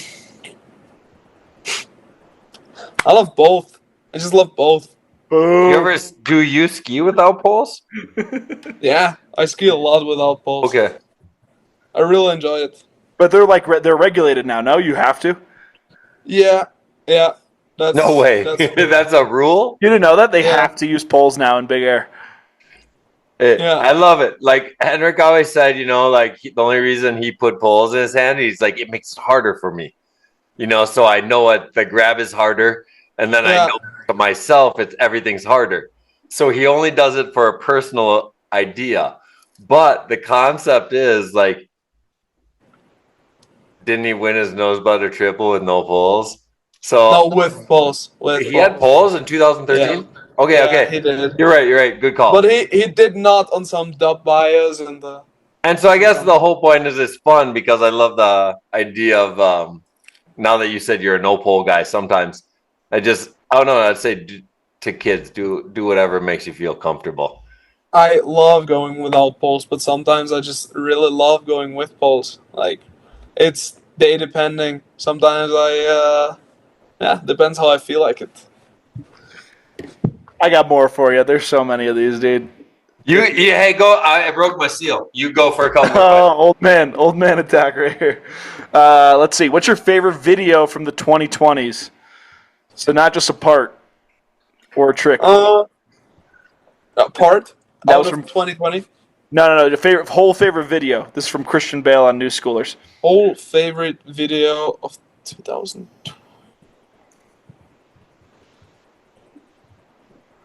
Yo, that video is probably my favorite one. Either it's Quiche 3, Oh yeah. like that's a banger, or All in Good Times. That one is hilarious. Holy shit. I've watched that one probably the most out of all videos. Like, there's not really any too crazy tricks besides I think it's Carson doing back-to-back foreruns on a street rail. That was pretty fucked up. And like his switch nollie, that was pretty fucked up too. But like, it's only closeout rails and they get so bodied. Like, I think that's for nothing. Like, they're not getting paid. It's just for them having fun and getting bodied. Like, no, that's by far the craziest one to watch. Good tracks, good song choice. Really like that one. That one's crazy. Shout out the labor crew. That's awesome that you like that. Who's Christian Bale also asks, who's an underrated skier that inspires you? Underrated. Knut Finite.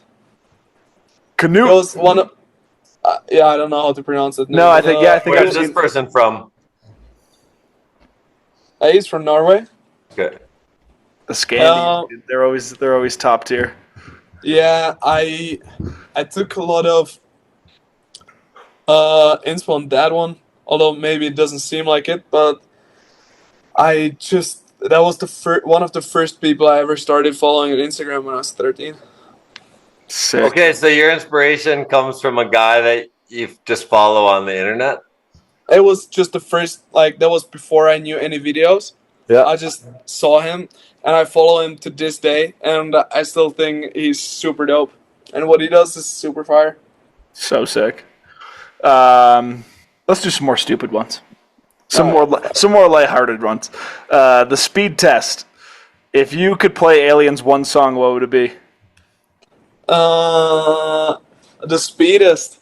Yo, that's actually my friend. I'm rooming with him. Oh, the speedest. What is this question? What is Aliens? Like the movie? No. If aliens came from outer space, what song would he play them?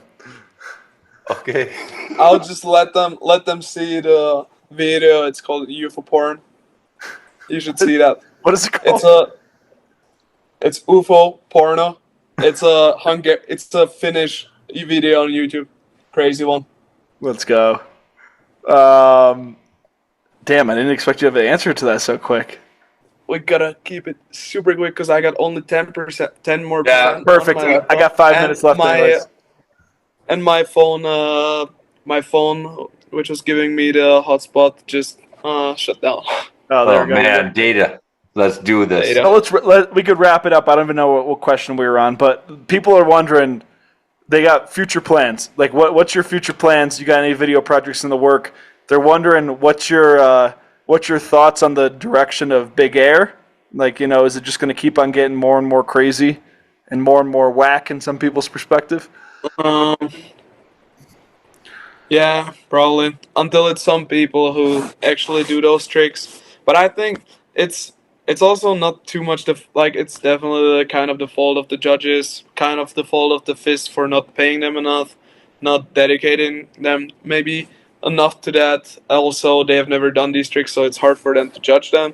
And at the same time, um, as you said, yeah, it's just hard to kind of pick the perfect one, and the competition is just counting all the spins, just something that they can count, which makes it just hard to not to do like more spins because the grabs just don't get as rewarded, and so that way I think might get worse. But at the same time, there's Jeep League, our savior, so I feel like contests like that will definitely go and do good. X Games League, so I don't Do you feel know? Quick question. First of all, aerial or big air is aerials. They're going to Yeah. move it into all scaffolding jumps in the next 4 years. So it's going to be something that entertains the crowd. And there's going to be limitations, just like full, double, full, triple, full. It's going to be an entertainment Big element. Air's cooked. Big Air's cooked. Yeah, it just has to be for what you can do, for what size you can build, and what location you can build with what elements you have. X Yeah, I Games quit League. by that. X Games League is my What the big fuck question is that? to you. What is X Games League, bro? We don't know anything I about don't it. know. I just know that I was on a call with Ryan Scheckler in the same meeting. I took a picture of it and I will print it out and put it on my wall. I left the meeting actually because some other guys were in the meeting too. So I was like, I don't need to listen to this. You got it. It's whatever. You'll Give me the summary. tell me afterwards. And so I only got the picture of me and Scheckler doing. So you don't know anything about it because I'm trying to understand what it is, and No, I don't have a. All I understand is they've reached out to some skiers, and they're like, "Do you want to be on a team?" And to me, I don't like. I'm just so curious. Like, so you know Just nothing about it. just because we got limited time, Matej, are you interested in being on a team? Like, does it sound appealing to you? Depends who the team is. If I'm with my best friends on the team, like. But it's going to be a snowboarder if there's a and a Capiche team, I'm skateboarder. for sure down. The Capiche team with Scheckler on it. Yeah, we will buy Scheckler. All right, so it's X Games League, still unknown. Yeah. Let's see what else. Yeah, we're gonna have to unravel that mystery ourselves, Iberg. We're gonna have to fucking. It'll happen someday. We'll do some digging. Any video parts coming out? Any street projects? Any Red Bull projects that you get excited about? Yeah, I filmed for Capiche. Unfortunately, was way too busy comp jockeying this season, so I couldn't make that happen. I tried to do some clipping in the early season. Went out with my friends. Then they just didn't crashed on the first day super hard or on a double stairs that just landed in the flat on my tummy near on my just Yeah, tomahawked in the concrete kind of, and went back next day, built the spot by myself. Then a friend of mine pulled up a little bit too late, so he clipped it, got the shot, was super hyped on it, super stressed doing that one. Then then I was hustling for another street clip for 3 days in a row, going there from around. I think I spent there around must have been 13 hours on the spot, and maybe even a little more, and just got it 6 times, just one time perfectly, exactly when the camera was pointing on me on the top because we ran out of cameras, and then there was a tripod set up, and I finally got it after 3 days. Turned out the tripod wasn't filming, so I didn't get the clip, and so I kind of got in a way, a kind of an ugly clip of it. Either way, put it on my computer, didn't save it properly, clips got deleted. I got it on my phone, filmed off my laptop, so yeah. I'm gonna start as definitely the street part one day. It's just not gonna be a banger in the Capiche movie. That's all right. Let's see. This guy asked, "What are you going to do after skiing? Are you going to become a gambler?" That would be pretty dope. Amau Ski asked that. I will just put everything on red and become a millionaire. Like, I will put everything on red till I become a millionaire. So yeah, basically that. Or I will try to design skis for someone. Nice. All right, last one. We still got a couple left, but I'm just going to cut it with this because this one's kind of interesting. Elijah asks, "What's something you can do besides skiing that nobody knows?" I would show you. Unfortunately, I don't have my ring, but I can play pretty crazy with a ring like this. Looks pretty floaty. That's probably it. What do you mean a ring? Like a toy? Like, I can send that clip to you. I just don't have a ring right now. But, Like a ring you put on your finger. You will see it. One day I'll send you. Just DM me a clip on Instagram. And, Yeah. So since we're doing rapid fire at the end, like what's this comes out probably early September, mid-September. What's your goals for this season? Is it Olympics? Is it like, do you have any set ideas of what you want to accomplish over next season? I'll definitely not do any comms in the US, and I will probably.